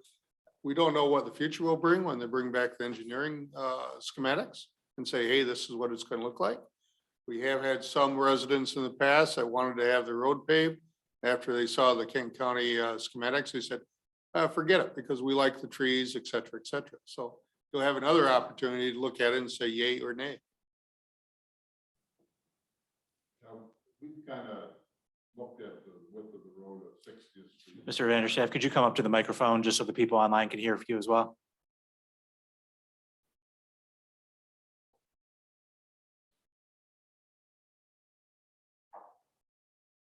So Dale Vanderschaft, 5667 Snow. I'm right in the middle. But we've kind of looked at it from the standpoint of how wide 60th Street is and kind of overlaid it onto our street. There's a couple trees that would be taken down, but as a rule, it's a pretty wide road. So plus the maintenance, there's a hill involved in this road and there's a washout every year and that type of thing. Sure. So. And when they do the project, they look at those items, they take into account and they build in the drainage systems so the road can be properly maintained. Right. Just so you're aware of that. No, I get it. Dale, I see 3 no's on the petition and everybody else signed it. Does that include all the people that would be affected by the paving? That's the whole street between 52nd and 60th when I did the survey. Mhm. So the no's people, I think even in today's world have they're not riding horses anymore. So I think we'd probably be in the maybe 1 or 2, maybe that would Okay, just, so you've got the majority of the people yeah, that would yeah, we want definitely. this. Did that include the Lowell residents too, who are on that It side? did, and when I did it, we determined in that meeting with Ben earlier this year that Lowell didn't have any money. And then that's when I asked, is it possible to do half? which You're I the think- one who kept it going. Good job. Well, I just think that the horse people would be happy. Yep. And it also curbs one of the questions that came up of saying, well, if we pave it, people are just gonna drive faster. So now it's still gravel. So I think in that respect, it's not gonna bring more traffic there. Ben and I have talked about trying to get a speed limit sign on there, but that's a whole nother issue, so. It's a good time to bring it up with the road commission. They're pretty good about Well, I it. mean, we'd love to. I mean, I hate to say it, but school buses, propane trucks. I mean, I clocked a guy at over 70 in a propane truck On gravel. on gravel. I mean, I called the owner of the company and complained. I mean, I was out there cutting my lawn along the edge of the road, and that guy, I've never seen somebody drive faster. Yeah, so. But, it's, as we talked, I guess it's considered 55 if it's not posted. So I will mention that as part of the paving project, I believe they'll put speed limit signs up on the paved section. But, we've had multiple conversations about how they set speed limits. So we try to temper people's expectations. We don't get you just decide, hey, we really want the speed to be 25 miles an hour in this section. There's a sign, whether you agree with it or not, there's a scientific method in the laws of Michigan that you have to follow to set speed limits. So I agree with John. Our commitment at this point is to the 25,000. And then if it goes forward, the county will pick up 45% of the total project, including that 25. Correct, yep. And I will mention that we did prepare the budget with money for this engineering in it this year. Great. I know this is a little bit out of order, but going back to the library project, I heard them patch the roof. You guys really want to consider a new roof on that in 25 years. Thank you. Just a thought. I didn't hear roof replacement, but it's time. Thank you. All Do you right. have a bid you want to submit to, or just? No, but I'm just saying, 25 years is a life expectancy. And Okay. I mean, I heard her say patching the roof, so I just, Good to know. yeah, thank you. Thank you. I make a motion that we move forward with the request. Support. That's a motion by trustee Kessel, supported by trustee Shipley, to approve the work order from the Kent County Road Commission for pre-engineering services for the Snow Avenue portion of paving. We need a roll call. All in favor? Aye. Opposed? Motion carried. 025-2022, selection of bond counsel and financial advisor to oversee the financing of the Fire Station #1 project, specifically the bonding of funds. Manager Swayze? Great, thank you. So you'll recall that our township board meeting in March, we began the process of potentially selling bonds for the new Fire Station 1 project to be constructed in 2022 and 2023 by authorizing the resolution to publish the notice of intent to issue municipal securities. So going through the process, the next step is for the township board to consider securing the services of bond counsel and financial advisory services. So for bond counsel, the township solicited a proposal from our township legal counsel, Foster Swift. Because of the technical nature of providing bond counsel, the services are provided in a separate engagement letter rather than our standard legal services agreement. If you read through the agreement, you'll note that the proposed cost for bond counsel is $31,750 for bonds in the principal amount up to $6 million.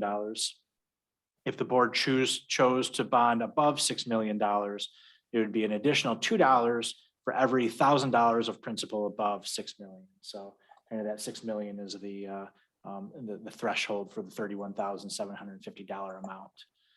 For financial advisory services, we've solicited a proposal from Municipal Financial Consultants Incorporated, and more specifically, the principal financial consultant, Warren Kramer.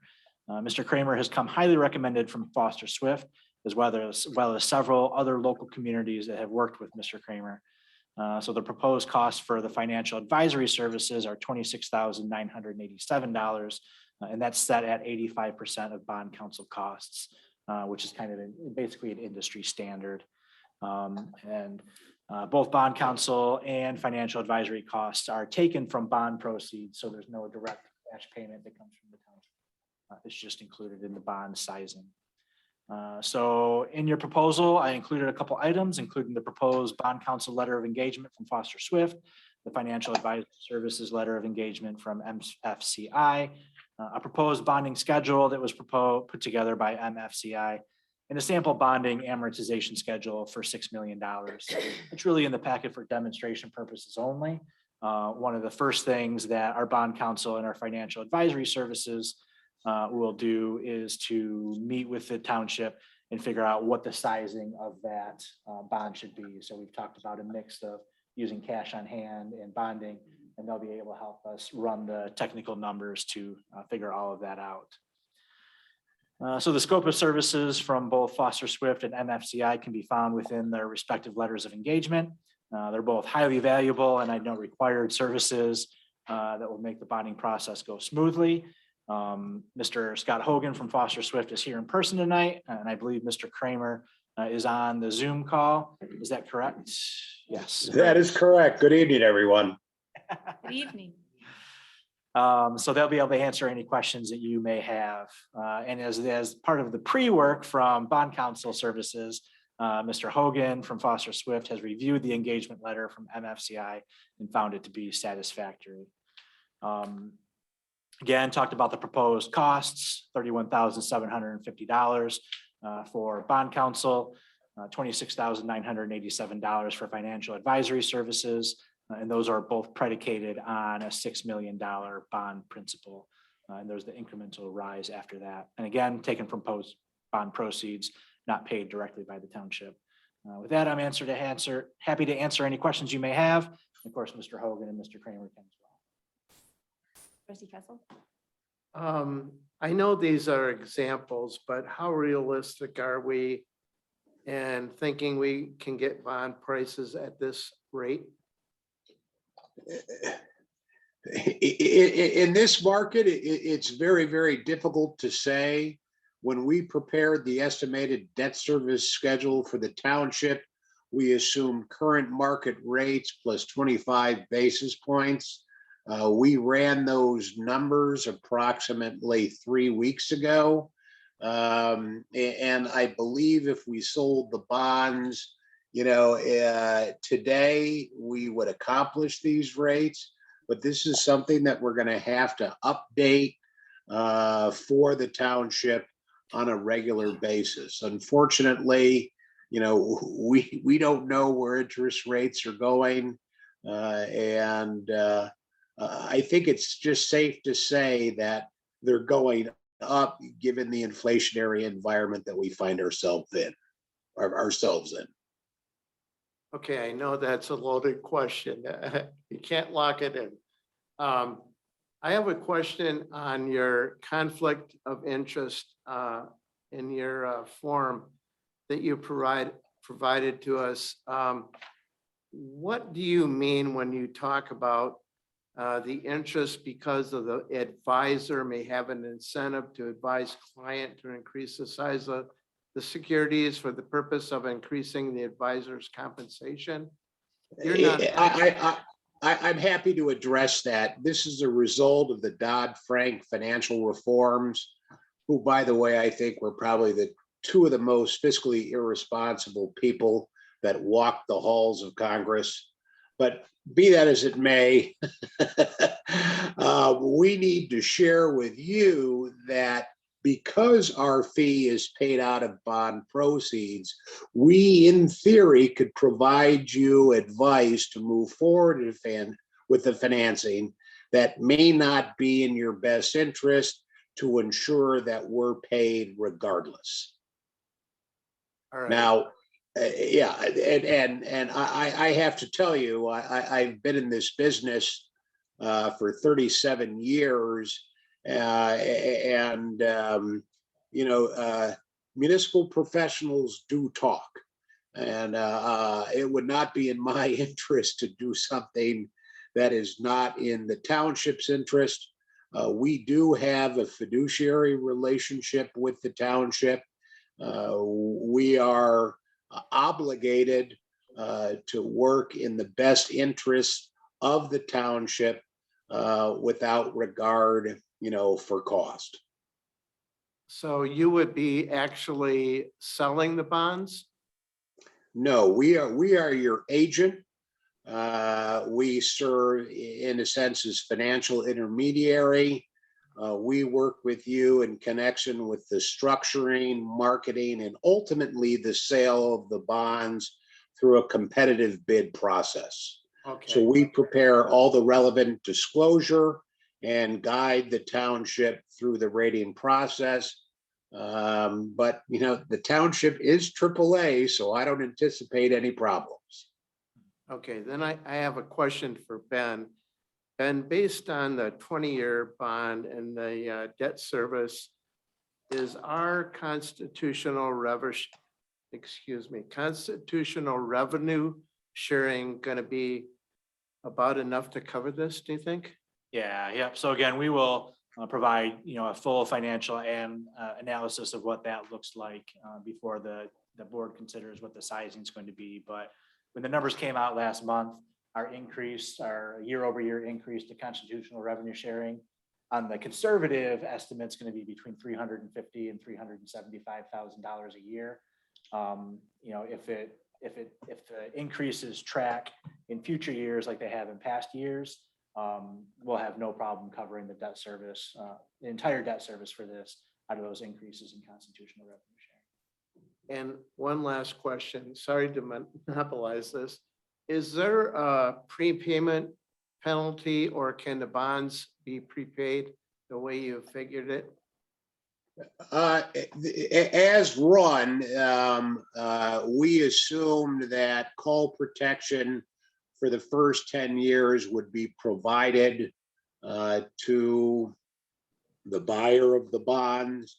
After 10 years from the date of issuance, the township would have the ability to prepay the bonds.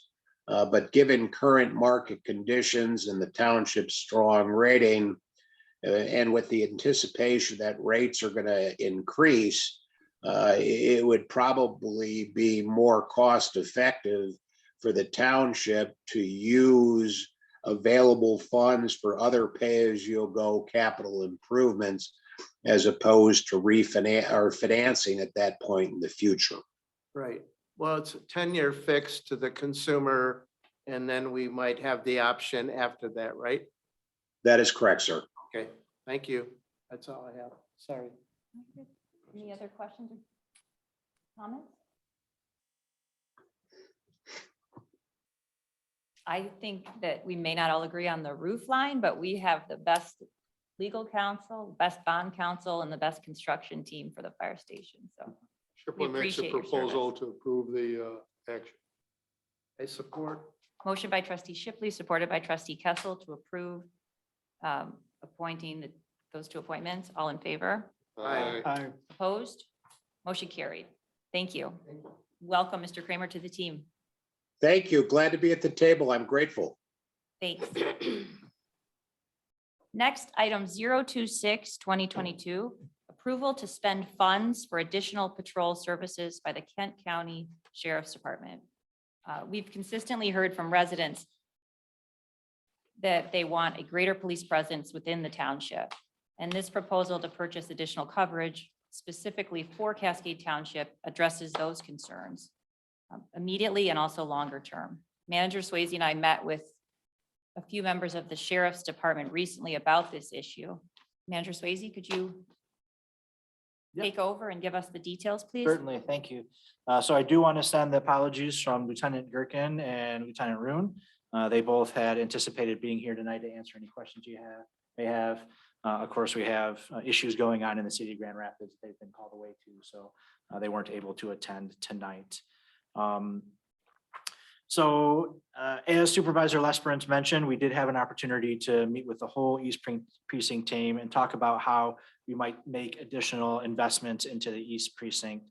And we came up with both two types of patrols that we think are going to be important, and both a short-term and long-term proposal to address that. So really, we identified two overarching needs. The first is what I'll refer to as high visibility patrols. This work would involve dedicated car to neighborhood and traffic patrols in response to the speeding complaints that we receive almost on a daily basis, as well as an increase in property crimes that were experienced in recent years. And then the second item we will refer to as interdiction patrols, and that would involve a dedicated car to resolve issues related to recent crimes experienced in and around the township commercial areas. And we're talking primarily with the activities that take place in the hotels from time to time. So in order to address these two things, the recommendation in the short term from the Kent County Sheriff's Department was that we can purchase additional overtime patrols at a cost of $93 per hour. So the patrols could be directed on a month-to-month basis based on the needs of the community at the time. With a simple calculation, there's 35, after this week, there's 35 weeks remaining in 2022. If we bought an average of an additional 24 hours per week, the cost would come to $78,120. And the Kent County Sheriff's Department East Precinct leadership thought that that would be enough to make an impact on our public safety services in the township. So long-term, something that we've been talking about for a while is actually adding a second community policing officer. So if we had that resource, it could be deployed to any of the needs that we've identified, right? So that person could focus on hotels for a while. They could focus on speeding and high visibility patrols for a while. They could focus on other items. So the additional community policing officer could be integrated into the East Precinct as a whole, as both Ada Township and Grand Rapids Township had shown support, or it could be dedicated to Cascade Township. But in order to have that community policing officer ready for 2023, the Sheriff's Department actually has to begin the process now. And I've actually attached a kind of proposal for you, which shows that if we were to add the additional community policing officer, the total cost of that addition would be approximately $119,000 a year. So both the short-term and the long-term proposals allow us to efficiently and effectively deploy our additional public safety resources to the Cascade community. For the short-term solution, Supervisor Lesperance and I would meet with the East Precinct leadership on a monthly basis to determine how to deploy those additional resources for the upcoming month. And we would ask the Sheriff's Department to provide a regular report to the board on the effectiveness of the program. The good part of it is that if for some reason we determine the program is ineffective or unneeded, we'd be able to terminate the program at any time with a little bit of advance notice from the Sheriff's Department, just because they have rules and responsibilities on posting overtime in their organization. So for the long-term solution, again, the Sheriff's Department is looking for an initial commitment from the township to begin the process of adding a second full-time community policing officer. That schedule would be an initial confirmation of interest from our board tonight. From April through October, we could really then sit down and figure out what that deployment mix is going to be, whether it would be dedicated to the township, whether it would be a mix, really figure that out. In July, the East Precinct leadership team has to submit a formal request for the additional position to the county leadership as part of their budget process. And it would be October before that position could be formally approved by the county board. And then we'd be looking at a calendar January 1 start for that position. So again, talked a little bit about the costs for the short-term solution. It would be approximately $78,120, right? And we're not talking about absolutely 24 hours every week. You know, there might be one week where we decide, hey, we want to plaster it. We want 40 hours. We want 2 cars. And there might be a week where we say, okay, we're going to do a little lax, maybe just one day or something like that. But it would be an average of 24 hours a week.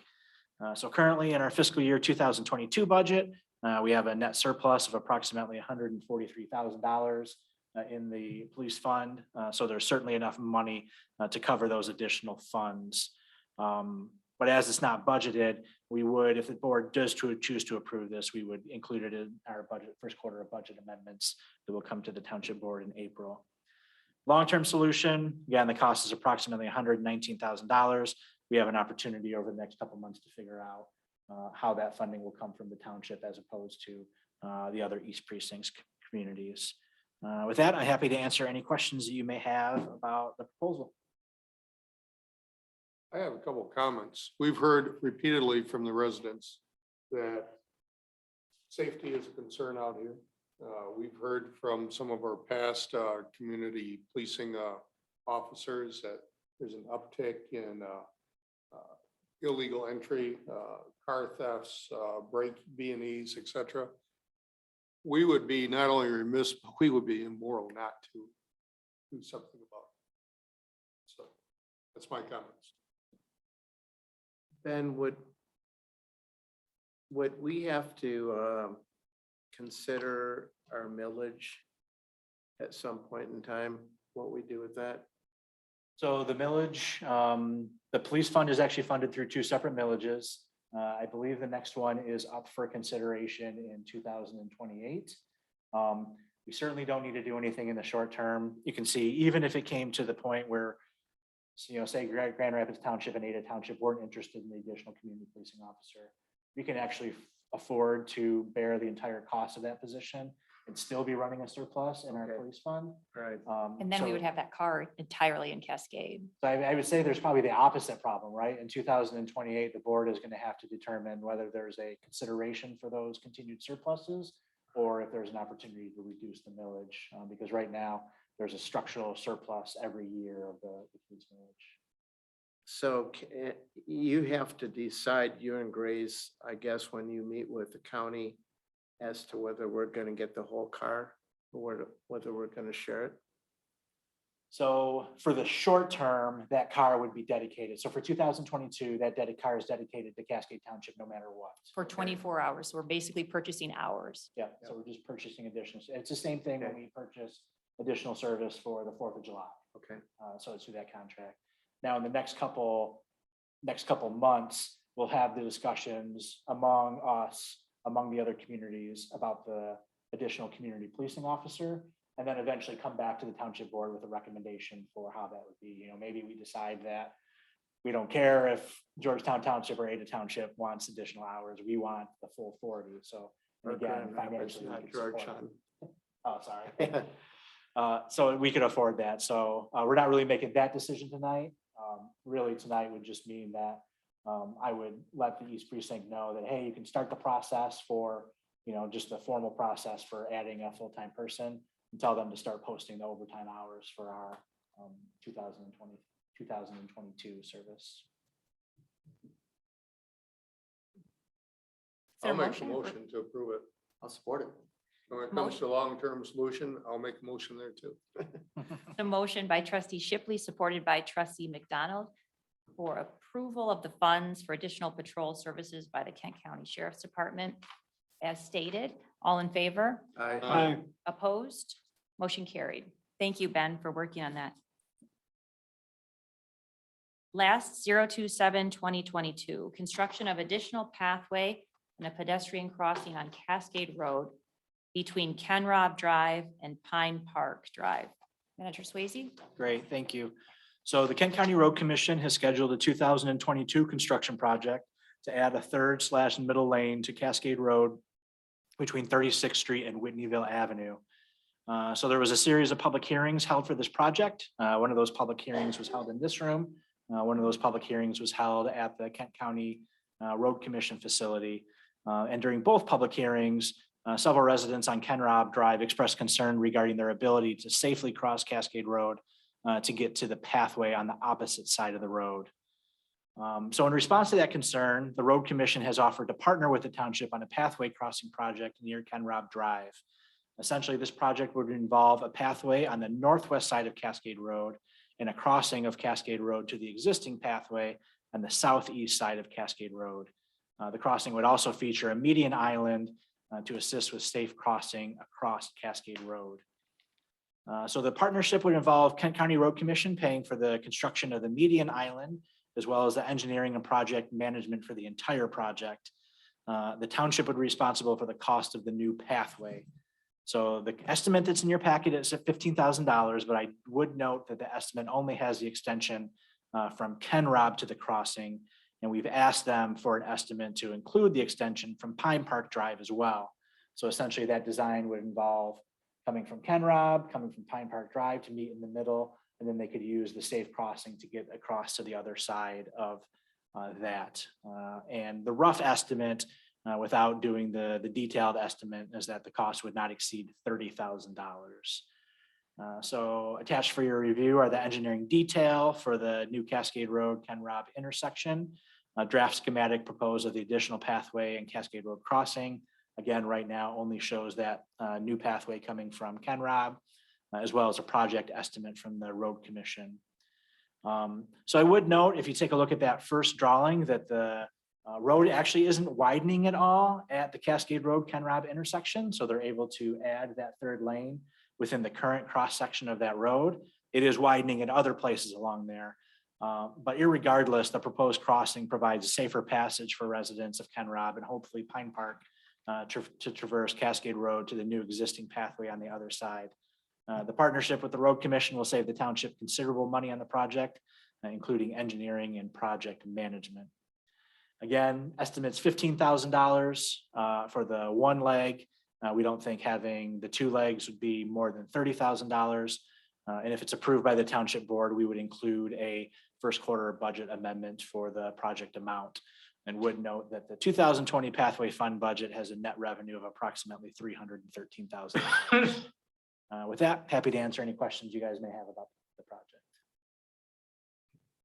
Ben, on the, there's some pink markings that obviously were professionally done, probably from the survey. Are those markings where the pathway would be? They're on the north side. Is that? I believe so. Yeah, I think they went out there and they wanted to make sure that the pathway was going to fit within the current easement. So I know they did there and did some very basic preliminary. Okay, so the roadway doesn't expand, but in a sense, so those pink flags aren't for the road; those are for the pathway. So, okay. And do you know, like, they're going to put a guardrail up because people are going to be, I mean, people do 55, 60 down there, and if the road's that close to the path, I'm a little concerned about people walking on that pathway. I believe they're going to be able to keep the 10-foot distance. Oh, really? Okay. It's a bummer seeing all those trees down. One of the concern, I'm sorry, go ahead, Sue. I personally don't think it's a good idea to put anything across Cascade Road. I think it's very unsafe. I feel like the Kent County Road Commission would better use their resources to take out the pathway crossing by Cascade Roadhouse. Andy Biermacher says there's an accident every other week, and they're constantly out there fixing the signs. And if someone's standing on there when traffic is going by, where are they going to go when a car hits that sign yet again? So I think pathway crossing, mid-block crossings on Cascade Road are a bad idea all the way around. That's my opinion. We kind of discussed this a little bit ago too.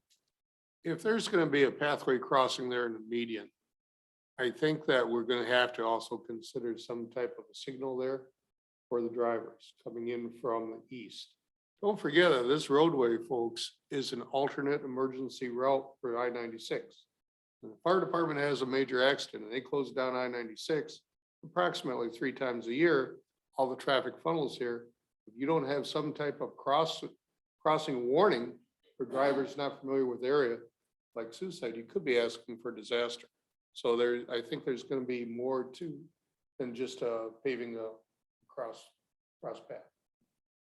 One other thing too, I mean, I can see value in it, but I agree that the one in the village hasn't worked the way it should, probably because it doesn't have a warning there. In Florida, there is warning signs at those intersections where they have crossings, red light or yellow lights flash and traffic has to stop. This, I think you still take a chance from getting from one side of the road to the crossing or to the median, and then take a chance getting from the median to the other side. It's, you kind of get caught in the middle of the road. Without there being some kind of deterrent or stop or warning system there, especially at night, I don't know that that would be effective there, because that's again, an area where people are driving at least 55 miles an hour through there. And then what if we get, there's I'm thinking along Thornapple River Drive, there's a pathway on only one side, and there's a lot of housing developments that can only get to it if they cross the street too. So I'm wondering, I'm not saying I'm against it, but I'm wondering where the township draws the line and putting these in when they're requested. Do we have any kind of a criteria we're gonna use, or we could just gonna say they can't get from one side to the other side to recreate, so we put in a median? I agree that the medians are dangerous. I think if they're not done right and lighted in some way, that people are gonna ram them with their cars. And if people are standing on them, they have no place to go. It's my understanding that City of Grand Rapids has pedestrian right of ways. Traffic has to stop. Correct, yep. So the City of Grand Rapids has a local ordinance that says if there is a pedestrian that's even preparing to cross the road, you're required to stop. It seems like people would get confused if they're in Grand Rapids, they get the right of way, and if they're in Cascade, they don't.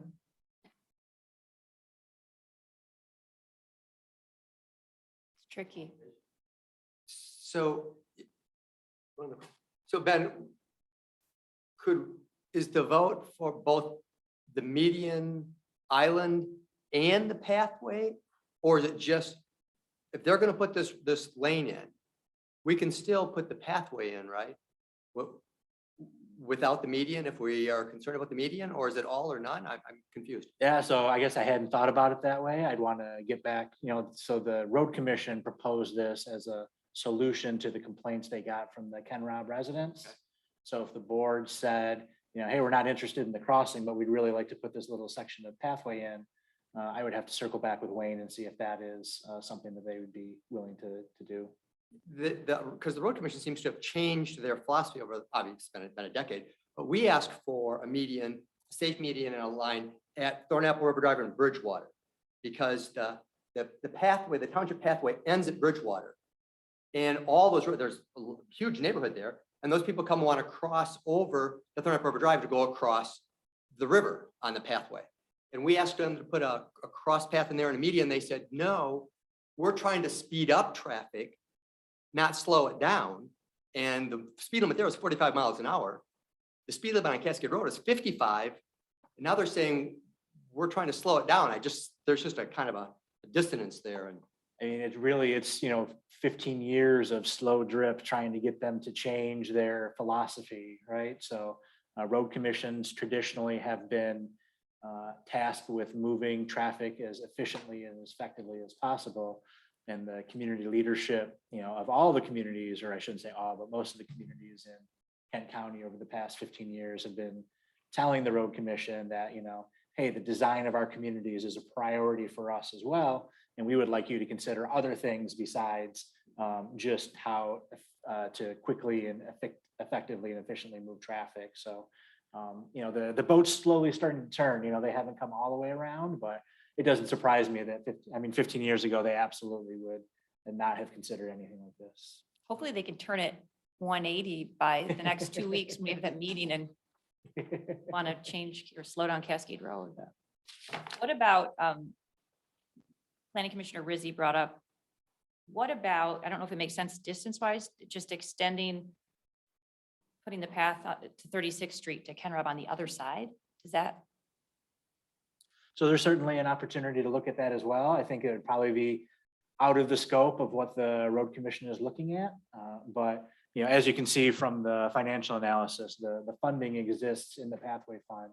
even if in its current status, to consider smaller connection projects like that. So if the township board viewed that as a alternative solution to the Ken Rob people's issues, we could certainly, move our boat that way and start looking at what a project to go from Ken Rob to 36th Street on that side of the road might look like. I think overall that might be a safer option. Yeah, I just see too many people hitting that median. And a huge section of that is the church, right? That, Yeah. which would be a no-brainer, easy to put the path there. So then we can deal with the people who have Then houses when they there. want to cross the road, they've got a traffic signal there.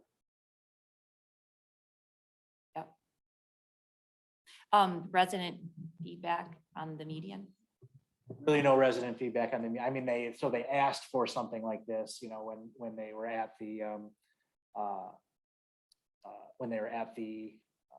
public hearing for the road commission, but really wanted to get the take on the board, if this is something they've even entertained before the road commission rolled it out to anybody else. I'd like to get some feedback from the residents in that area. If they like the idea of extending our pathway down to 36th Street on that side of the road. That was a good idea. Or even from Ken Rob to Pine Park to 36. That's where it's really needed. Yeah. Can't remember, is there much of a drop off or is it at the east of Ken Rob? Well, if you go from west, if you start at Ken Rob and go west, it comes back to the church. And that's where and it's on the opposite side right now. It's on the riverside, the Right. south side. And I think what we're saying is extend it, put it on that side. As I think Mr. Richardson was commenting earlier about the safety of being on both sides, that addresses the issue then, for the most part. Is that something? If the board wants to table this, I can give Wayne a call tomorrow and see if nothing else, if that's something they're willing to entertain as part of their project. If not, I can start doing some back of the napkin calculations to see what that might cost without spending too much money. And hopefully, again, we'll have our DPW director in before too long. And Civil engineer, let's keep it sounds like a in-house. great first project for them. Yep. Move we table the project. Support. It's a motion by Treasurer Pierce, supported by Treasurer Shipley to table this item. All in favor? Aye. Opposed? Motion carried. Article 10, just for discussion, no board action, reinstatement of a pathway committee. This was based on residents overwhelmingly support maintaining the current pathways and possibly extending the system over time.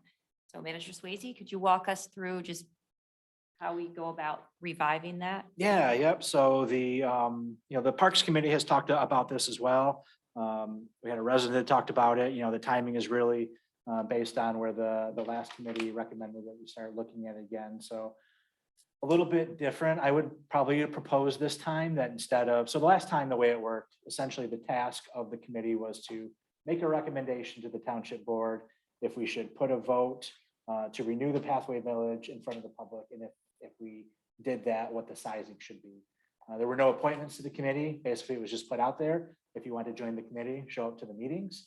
I think the popularity of the pathway program, especially what's coming out in the Parks Master Plan and the strategic plan, probably calls for some body to be dedicated to make recommendations about the pathway. We talked about it at the Parks Committee level about whether they're that body. They seem to be taking on quite a bit more at this point. Their meetings are consistently, they went from 4 meetings a year that would last maybe 45 minutes to 12 meetings a year where we're telling them we got to cut it off at 2 hours because people have stuff to do. So I guess my recommendation, if the board was interested in having some type of infrastructure committee, myself and Supervisor Les Brentz and possibly some other people could sit down and look at either forming a permanent committee like we have with the Parks Committee where there's bylaws and all that, or forming a more permanent committee under the ad hoc section of our township committee's policy, rather than doing something we did last time where we just tell everybody that is interested just to show up. Great. I think we should look into it. Yeah, I think that we should reestablish it based upon just comments from our residents. We're talking about the potential of a bridge over the river. We're talking about this little extension here. We still have to, Tom's been working diligently on Laraway Lake over there. So there's lots of work to be done by a committee. Additionally, the budget from the state this year included funding for, a lot of funding for the Grand Rapids or the Grand River Trail. And part of that extension talks about from going all the way downtown to Lowell Township, which, you know, that would come through. So that'd be another topic that committee could look at. And that's a route that's dangerous at least because traffic travels quickly. And that's a favorite for bicyclists along that route as well. If we get the pathway committee back on board, and we've got some really good residents who have a lot of great thoughts to share, combine that with an in-house civil engineer, say we'd be in pretty fantastic shape I make a for motion less that money. the board reestablishes the pathway ad hoc committee. Denied, trustee Shipley, sorry. We'll do it anyways without your recommendation. Discussion. So we agree with you, but your motion is denied. You think I really care if you agree with me? No, not at all. But what we will do, I mean, it sounds like pretty positive feedback. So myself and Supervisor Lesperance will put together a structure and then it'll come back just like we did with the river ad hoc committees and the PFAS committee. Okey dokey. We should be able to do that pretty soon, next meeting, maybe, but soon. Definitely within the next 2 meetings, so it shouldn't take long. Great. Public comments. Anyone, everyone is welcome to speak on any topic.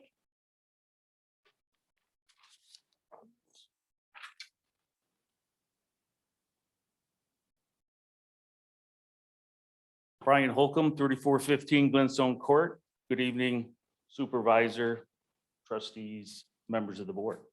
I'm here to talk to you about a company called Egypt Creek Landscaping at 3525 Thornapple River Drive.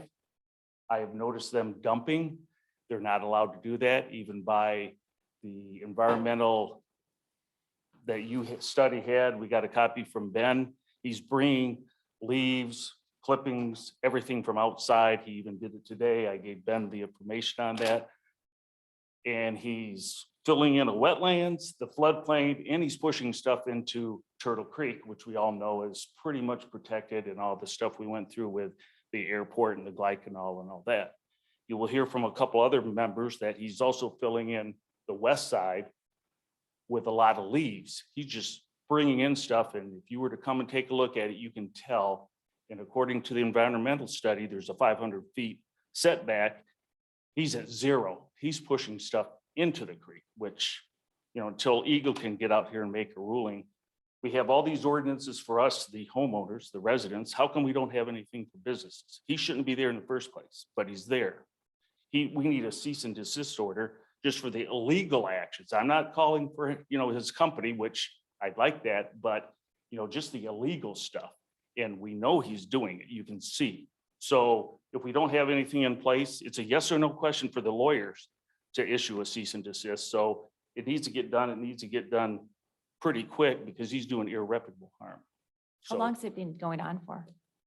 A long time. He's really been clear cut in the last 4 to 6 months.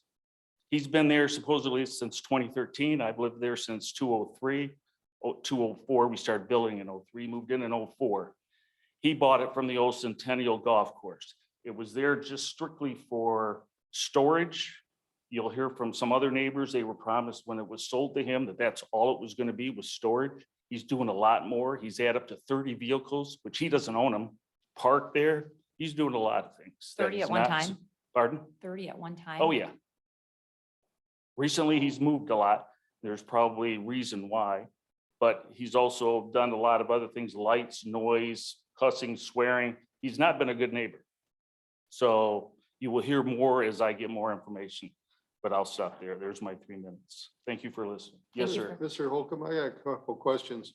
First of all, is there any erosion coming off that property down into the creek that you know of? Oh, yeah, he has no silt fence that he put up. You can tell by, and everything's gonna come our way, okay? He's on the floodplain. We went up and talked to Ben and to Brian, and he said, you know, the owner thinks that he can do whatever he wants with the property, and I made the comment to him, you can do whatever you want as long as it's legal.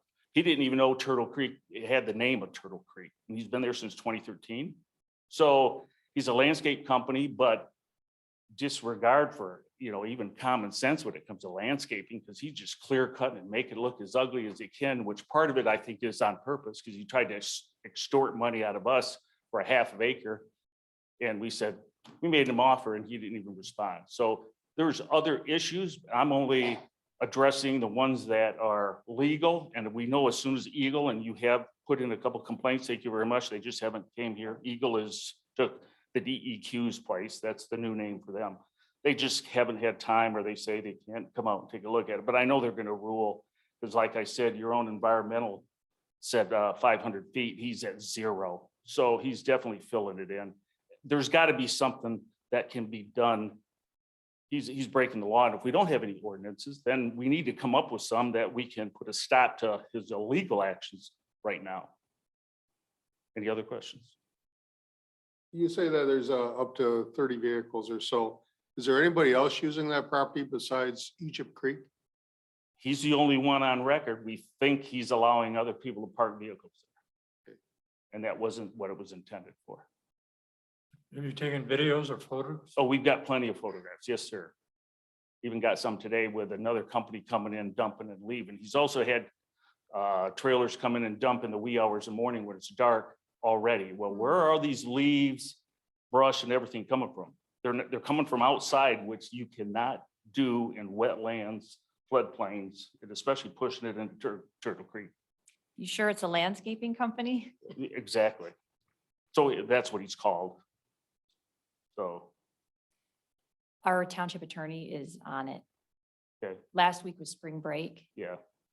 but it's the hot topic within the township. Good.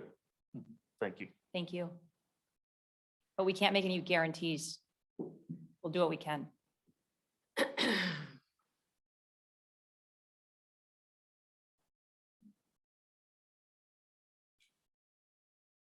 Hi, thanks for listening. My name is Joey Ginzen. I live at 3420 Glenstone, neighbors with Brian and Ann. We moved in 2002.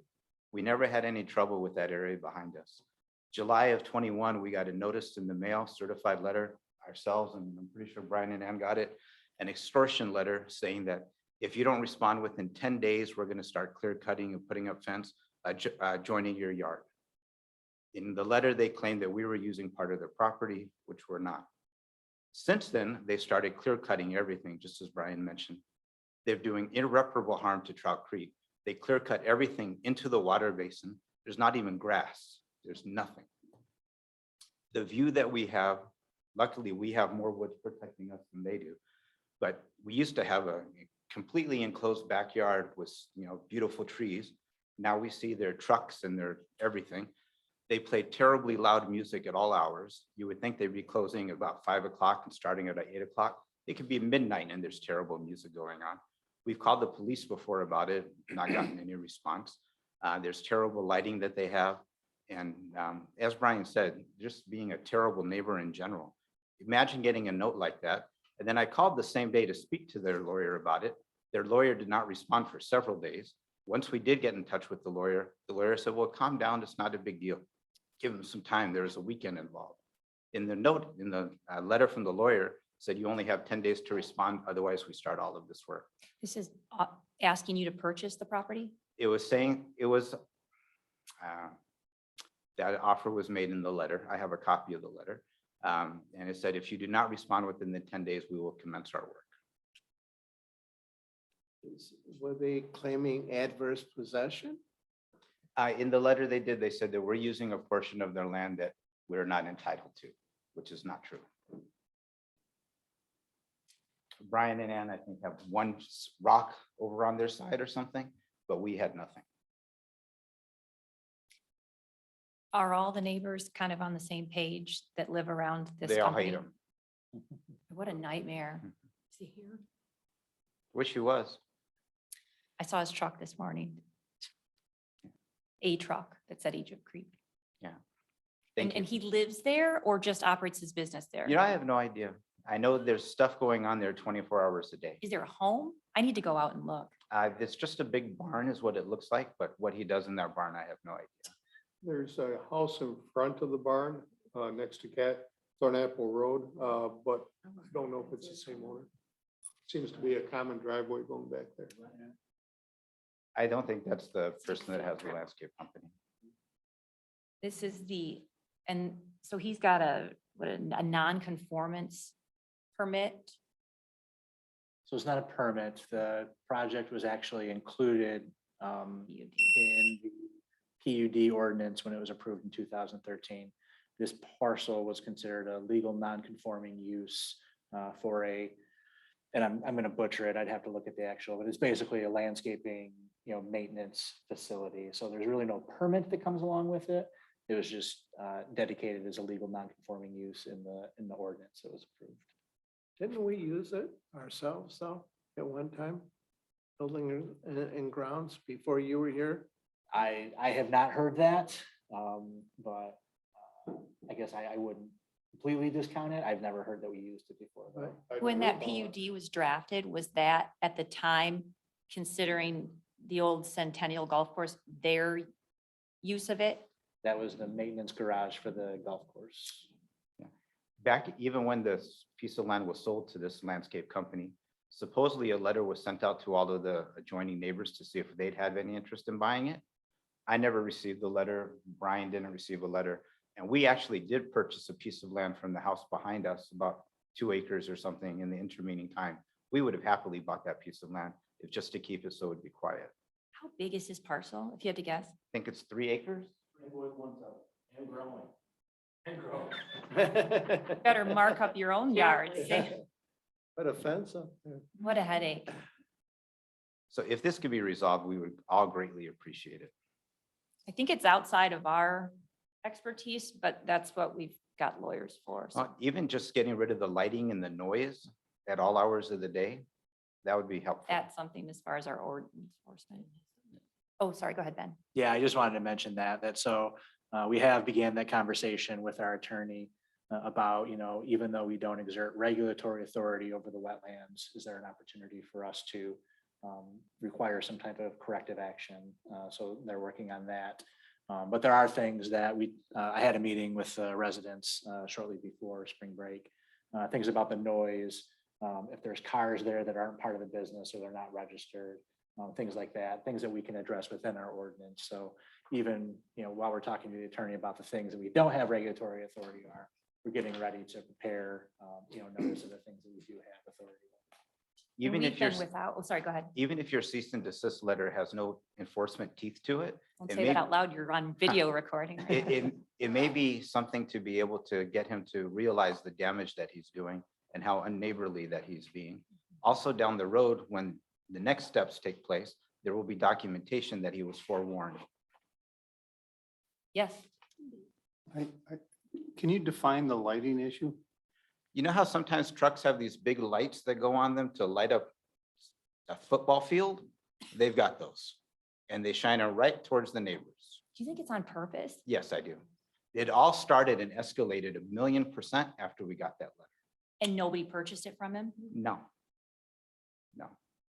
We would have, if he would have accepted a reasonable price. He thinks it's worth the amount of money that the people got for the land for the lanterns, just right down the street here. Oh, yeah. Yeah, and whereas this is wetlands that's confined to an area along the creek, the value of the lands are not equitable.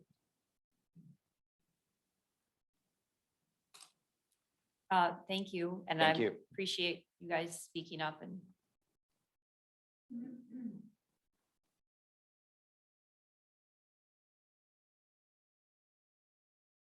Good evening. My name is Robert Kramer. I live at 3590 Meadowwood Trails on similar circumstances as to what was just described. However, I'm in a different association. I'm on the west side, and every window, every room in our home is facing this business, this property.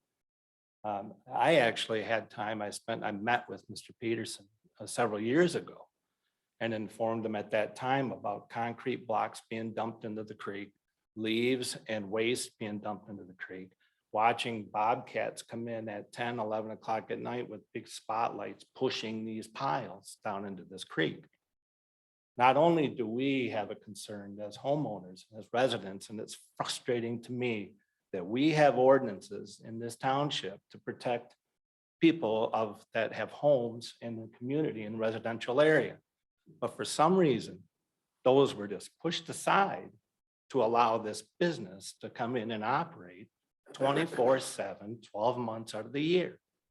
I lived there back when the golf course was there. I actually owned Tom Beckering's former home, who owned the golf course. I know what the purpose of that building was and what it was doing. This building was nothing but to maintain and house the equipment to maintain the golf course. It would come out in the morning, they'd clip the greens, they'd cut the fairways and the tee boxes, put them all away, because they operated as a golf course. This only would happen from May to September. Now we have a business that's running 24/7, snow plow, all the other things that go along with it, dumping their waste and property on their property, making their property bigger. I pointed it out several years ago to Mr. Peterson that this is violating that creek. And it's gotten slower and slower. And it's actually, that creek has actually been, pretty much shut down. It's getting that bad. At that location? Yes. What was And the township, what was Mr. Peterson's response? I was the only one that had said anything. They didn't see a problem. I still have the email. Very frustrated. I've been frustrated for a long time. And until I met up with them recently, I felt like I was the lone soldier because we, I think, are closest to this property than anybody.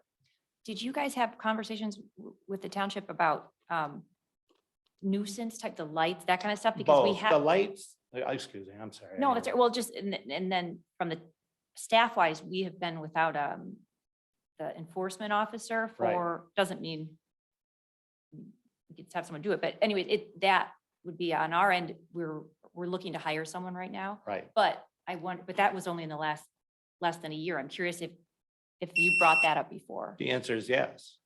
And the lights that he's referring to, they're actually for the snow plows. When they go in reverse with the snow blade on the back of the truck, they use those lights to see when they're backing into a driveway or something, a lot, to scrape it forward. And they're bright halogens and they line up in there and they all have these lights on. Some have the yellow flashing lights as well. For how long? They sit there and wait until I'm assuming their work assignments come out. So they're one at a time. I think they're getting their work assignments and then they leave. But they can sit there 10, 11, 12 o'clock at night, 10:20 last night. Garage doors open, lights are all on, and there's working on sharpening equipment, working on lawnmowers, pounding on. We cannot sit out and enjoy our balcony, our patio. I sit out there and listen to air impact wrenches, taking tires and wheels off the trailers and working in power washers and music. I hear that all the time. Has the township sent one letter that, have we done it? Have we tried to do anything? I cannot answer that. And I too, I had an encounter with him when they were pushing yard waste into the creek. I went back there again, the fairways, our association purchased the fairways. So my property in a sense joins right next to his. I have to operate a separate set of rules. I'm a resident. He's not. He can do things I can't do, but yet I have to put up with it. Maybe Now, you I don't. wouldn't want to do what he's doing, but I'm just saying, we're on a different set of rules and it's got a business all surrounded by residences. It's extremely frustrating to me. He confronted me. He actually came over on our property and we have signs, private, no trespassing. He came over anyway and he verbally assaulted me. And it was bad. His language was bad. His name calling was bad. And I never said a word. I just sat there and wanted to know what I was doing, taking pictures over there. And I had no right taking pictures. So you have the neighbor from hell. Yes, yes. And this is not my first time addressing it with the township. So, I was dealing again with Mr. Peterson and I have a lot of correspondence. I have a lot of pictures. I have a lot of videos. And just last week, they were doing it again.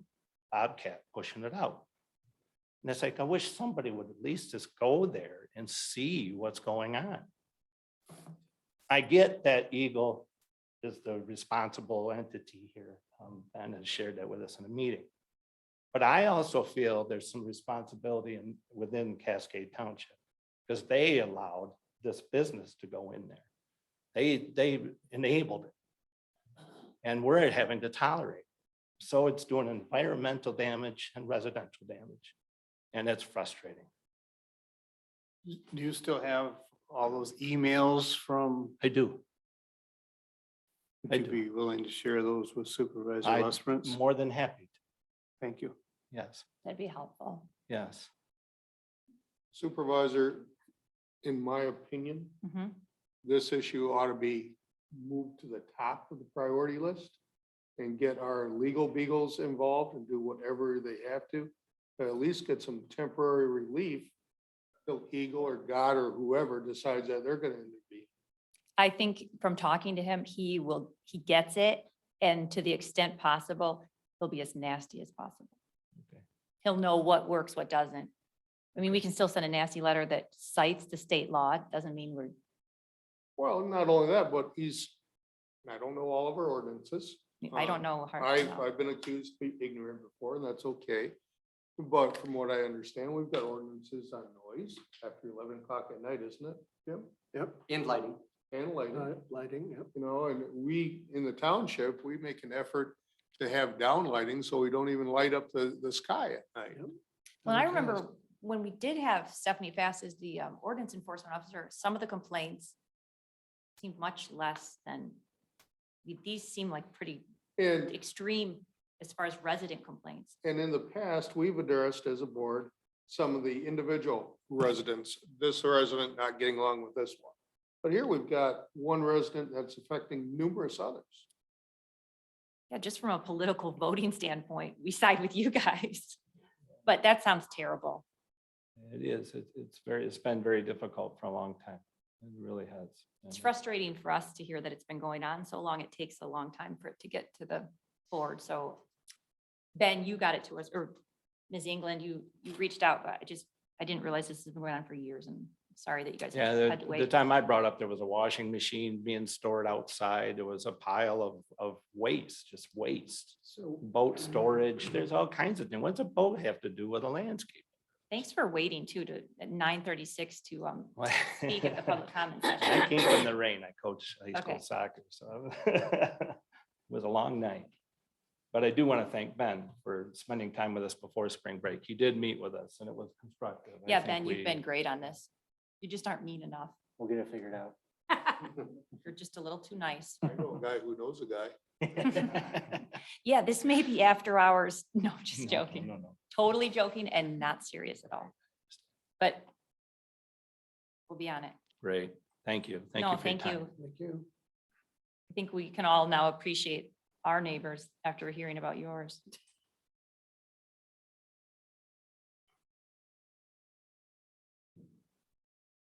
Ms. England, is that you? Nice to see you in person.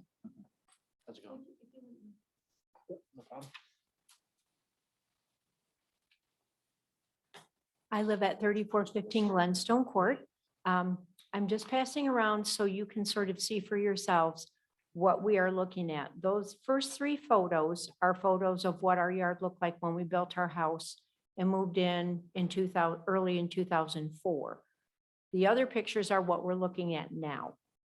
Turtle Creek runs between the bottom of our backyard and Red Creek or Egypt landscaping. And in between us is where the dumping is occurring that we can see daily. My husband saw a random truck pull in and dump in there today that has no business even in, that driveway has an easement. There's a whole complicated issue with that whole property over there. But anyway, I wanted you to look and see what we're looking at now. It's the same issues that Mr. Ginson has, that Mr. Kramer has. All of our property values are being devalued with what's going on over there. And with the elevation change that's occurring between our yard and our neighbor's yard now, with all of the dumping and their packing and pushing things down to the creek, there's a much higher elevation between us and our neighbor now. So our yard is going to be flooding. I know on Mr. Kramer's side, the creek is drying up and all of that water is going to go somewhere. And it's probably going to go in all of the neighboring yards. So I just wanted you to see what we're looking at now. I know that everybody else has kind of gone through all the issues that we're dealing with in terms of the other sort of ordinances with the lights, the noises, the smells. I know they burn fire, they have fires and it gets a little smoggy over there too. I'm not sure exactly what they're burning, but that's the difference between what we were looking at in 2004 and what we're looking at now with all of the clear cutting and Wait, pushing. this is. That was 2004? our yard when we Oh, built our home. Because when I looked at it, I'm like, oh, this doesn't look that bad. But That's what because our this is yard looked like before. when we built our home. Now, if you look back with all of the trucks, he's got at least 30, it's like we live next door to a used car lot now. On the edge of a city dump. I thought those first photos were If just. you pull down to the end of Glenstone Court and just look straight ahead, you wouldn't believe what you're seeing. You wouldn't believe you're in the middle of a high-end residential neighborhood. Yeah, it's more than a nuisance. I really feel like we need to find a way to get that non-conforming use revoked. Or He's not even a resident. He doesn't even live here. stay. at We all least- pay taxes. He's just some random, I don't know if he was I don't know how he ended up with that property. I don't know how that happened. We've lived here since 2004. We had no idea that was going on. But that's the difference between 2004 and now with what we're dealing with him. And sorry, tell me again, he started that, what, 2000? He bought that property in 2013. 13, He was given that non-conforming use. And, you know, in terms of a landscaping business and snow plowing, you would think he's going out to do landscaping. Our opinion personally is that he is allowing other people to come in and he is making money by allowing other people to dump on that property in Cascade. That's not part of his use. It doesn't sound like a landscaping company. Ma'am? No, it doesn't sound like a permitted use necessarily. So I know Ben is working on it and I know hopefully things are moving forward, but yeah, I mean, all of our property, and this is just the neighbors we've discussed this with. There are other neighbors involved too that are not here tonight that have the same issues that we have, so. Does he have any friends in the neighborhood? He doesn't live here. That's just a business that he comes in and operates. He doesn't even live in Cascade. So.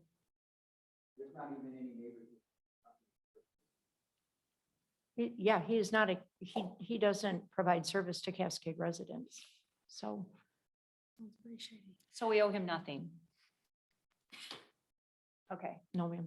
I'm joking. Yeah. Yeah. Anyway, we just wanted you to see what we get up and look at every day now. So, It doesn't look good. yeah, it's not looking good.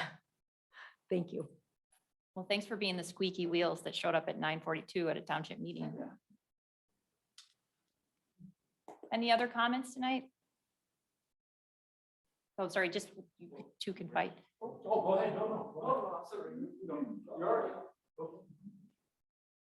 Richard Marshall, 7465 Sheffield. I'm not a neighbor of the creek. I got involved because I called Brian. What the hell's going on? He goes, what do you mean? I said, you got piles and piles behind your house. He goes, yeah, you got 2 hours. It's disgusting. I drive that road every day to work. My wife drives that road every day to work. There's just mounds. It's not a landscape company, it's a dumping zone.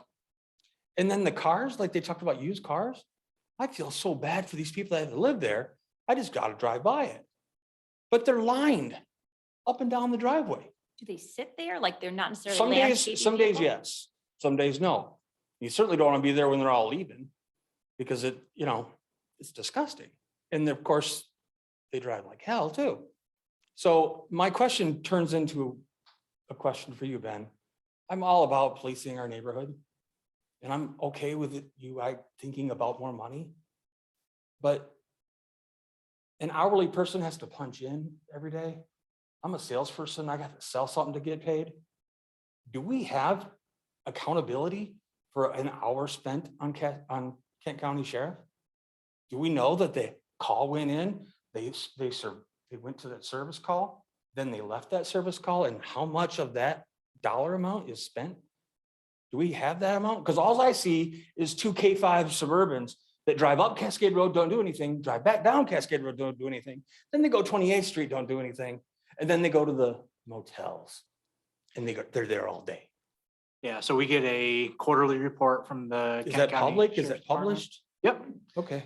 So if you go on our website, there's so it'll look like a single PDF, right? And then it kind of explains it on it, but there's little flame insignias on it and ellipses.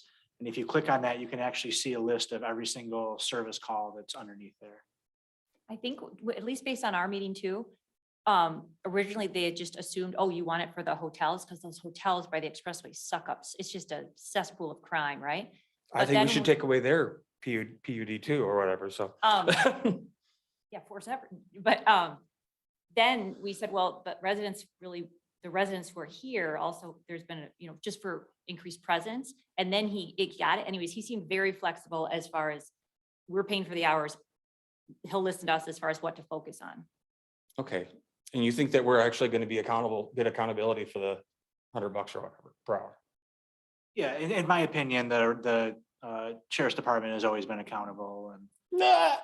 Yeah, I mean, we get the reports and we know what they're going to, and, so we do have a partnership with the other communities, with Grand Rapids Township and Ada Township, so there's sometimes more resources are needed in those communities, but, the listing shows that we get our money's worth of service out of the sheriff's department. I just beg caution as we go to spend more with that. That's all. My last thing, real quick, you mentioned Stephanie Faston. Unfortunately, residents like myself became, I don't want to insult her person, but we became numb to her calling her. There was no action, and I'm happy that she's not here. I hate to say that out loud, but thank you, Madam Supervisor. We are in the process of hiring somebody. And do we know a timeline on this? As soon as we find someone who's got the right level of Qualifications. meanness, but niceness at the same time. Okay. We got 3 interviews, right, Ben? We do, yep, we have 3 interviews on Friday. So other communities have, like Kentwood has senior citizens that go around in their little cars to enforce handicap parking and things like that. Can't we get a volunteer group for that? I mean, I'd love to, I'd volunteer. Give you a little bat, one of those. Sure. I'll even get some funky sneakers. But lighting alone, like you're saying, I have a neighbor that points her spotlight at my bedroom window every day. I called Stephanie, I have emails on that. I'm frustrated there. So the more we can get action there too, if that can go to the higher part of the list, like you say, finding somebody, that's a joy. I agree, but why can't we get volunteers in the meantime? On this one, I think it's safe to just go right to the attorney and legally see what our options. Oh, are. But no, on that, but I'm talking about our community as a whole. I'd love to see a volunteer group that helps with enforcement. I mean, we have people park boats in their front yard. We have trailers. I mean, we have great residents who have, and it's just tricky at the township level, right? Because normally that's kind of outside of our scope, but we might have a good staff member who can help coordinate that. okay. That's all I had to say. Thank you so much. Thank you. Mr. Rizzi. Scott Rissy, 7238 Cascade Road. Due to the lateness of the hour, I'll go as fast as I can. First thing I wanted to comment on was the extra policing. I didn't hear this specifically, but I'm hoping that we would have the flexibility to ask if some of those hours are at night versus during the day. Okay, see a nod, so that's good. The other thing I was going to mention is on pathways. I think you guys handled that really well. From 36th Street to about Pine Park is about roughly 1,200 feet. And if the road commission's already talking about going from Pine Park to Ken Rob, it would just be an additional 1,200 feet to have that path on fairly level ground extend to 36th Street. And I think that's better than the median. We used to do work for another municipality that I won't name, and they had a similar median. And whenever they referenced the need for us to mow that median, it was always referred to as the suicide median. So I think that just shows the danger, the inherent danger of that type of crossing. And if it's only 1,200 feet to get to a traffic signal, I think that's great. I know the road commission won't allow flashy lights and signs in our area. So I think that's the best route. That was a great idea. Thanks.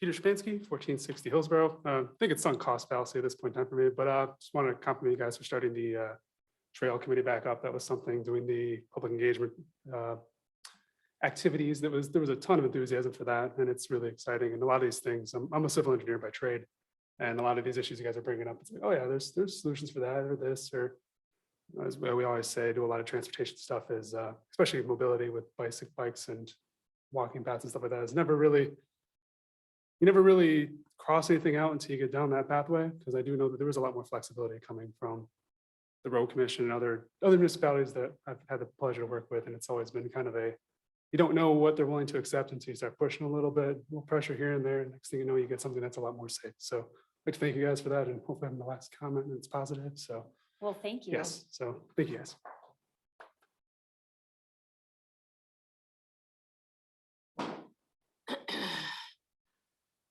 I'll try to finish what I started before. Let's see. How do we get it?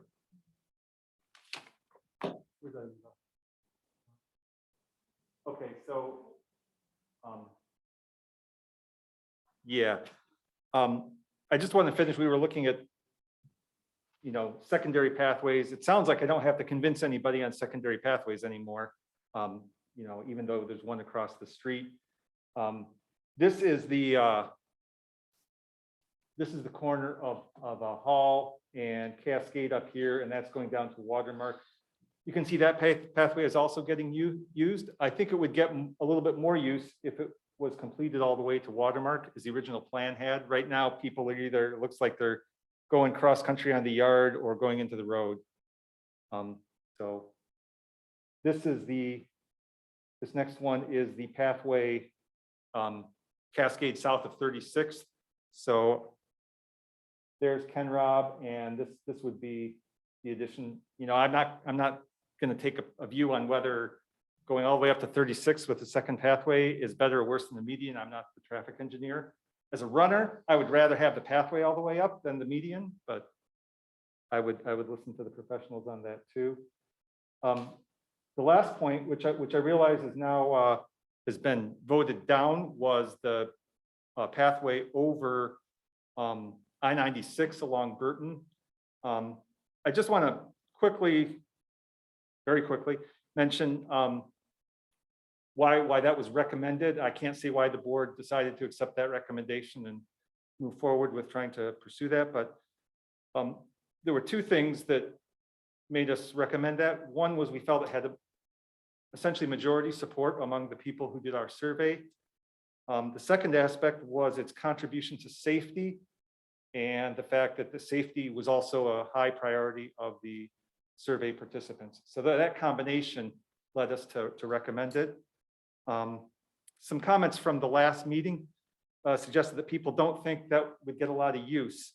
The Strava map says it gets used right now, even though it's not very good. This is the crossing right there of I-96 on Burton. This is the YMCA, which has, of course, a lot of activity there. So it gets a lot of use. This is just the running map. There's no biking here. The biking map would also be bright.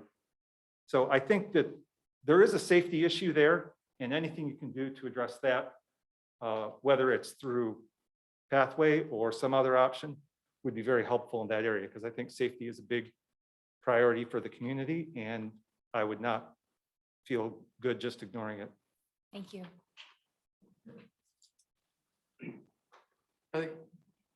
Supervisor, Ms. Richardson, I just want to tell you, we did try to extend the pathway to Watermark, and there's some extenuating circumstances that didn't allow us to do so. Okay. So we just want to let you know that we did try to do that, and we were kind of prevented by doing it. We didn't get the buy-in from Watermark. So okay, just to let you know, we did make that attempt. Okay. And I had a couple comments too.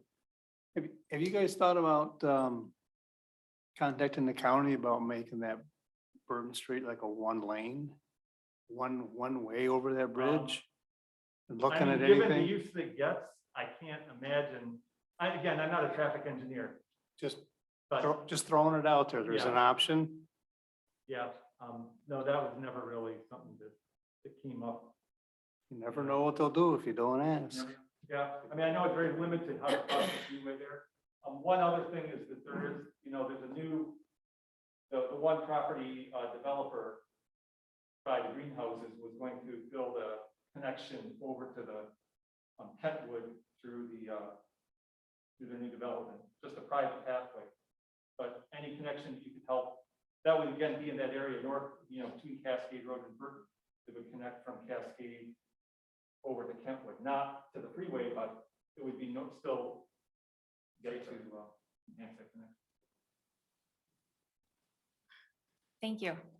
Anyone online? Oh, Mr. Hughes. Some of that lighted heat map may be from the deer paths. Probably. Jeff Hughes, 7250 Redbud Lane. And you may call me Deer Stalker if you wish. One, boy, my heart goes out to the residents here. I mean, compared to what we're enduring right now, this is a problem.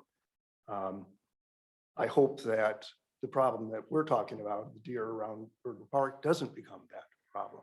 Now, another way, I'm envious of them because they can vilify Mr. Peterson. Hard to vilify a deer.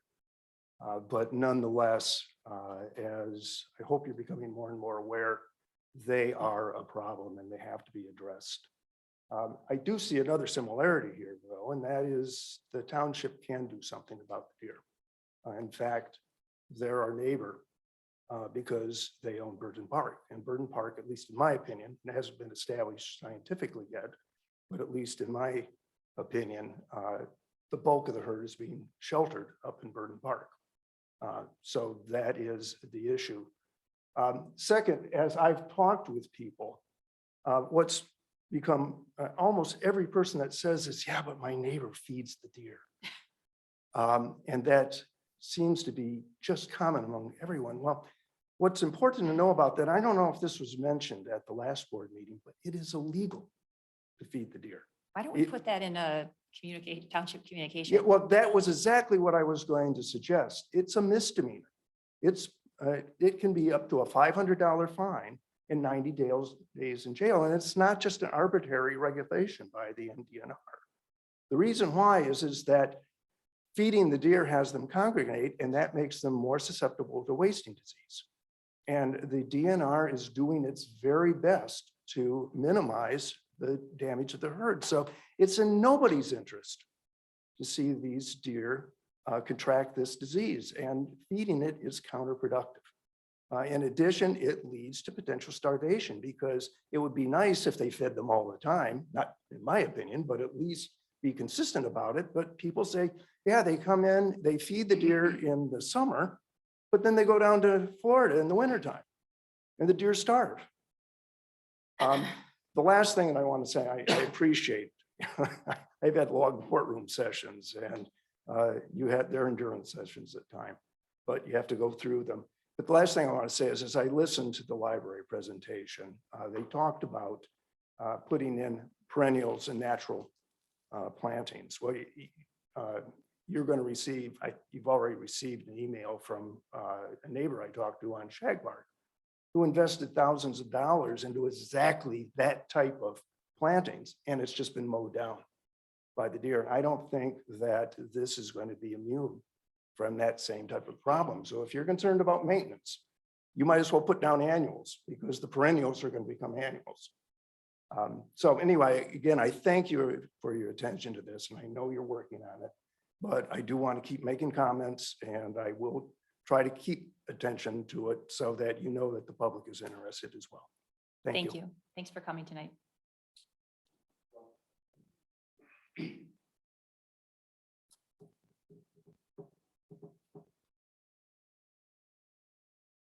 Would any of our Zoom participants like to make a public comment? Please raise your hand. If you're joining us by phone, it's *9. Wait a few moments, Supervisor.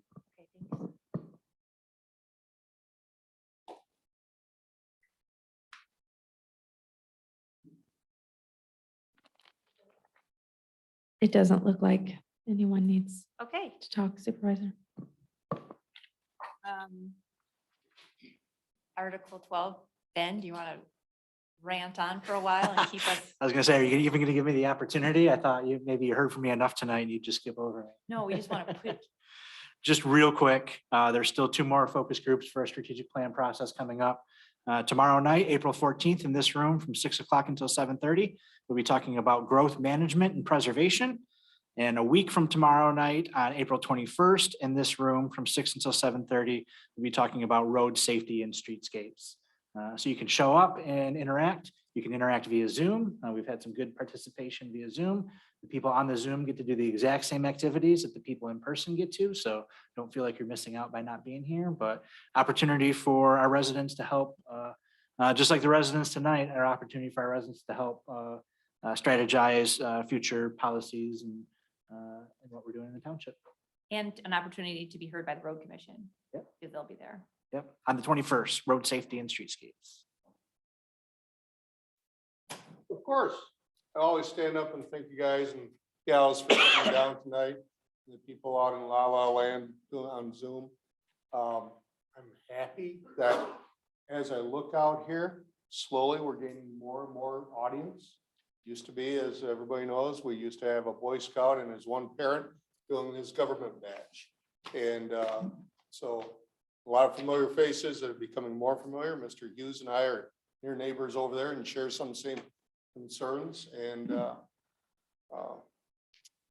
thanks for coming and come back again. Hopefully we get a chance to solve some of the issues that you talked about today. Ben will be on top of it. I know that the supervisor is on top of it, and hopefully a legal beagle somewhere gets involved. Thank you. Treasurer Pierce? It's my understanding that at the next meeting, we're going to have a report on the forensic audit. Thanks to the supervisors nudging today. I just asked that if it's possible, that the board members get a copy of that beforehand, so we can review it before the Great idea. visual report. That's all. only 2 weeks. 2 Yes. weeks. I think that the board should be able to review it.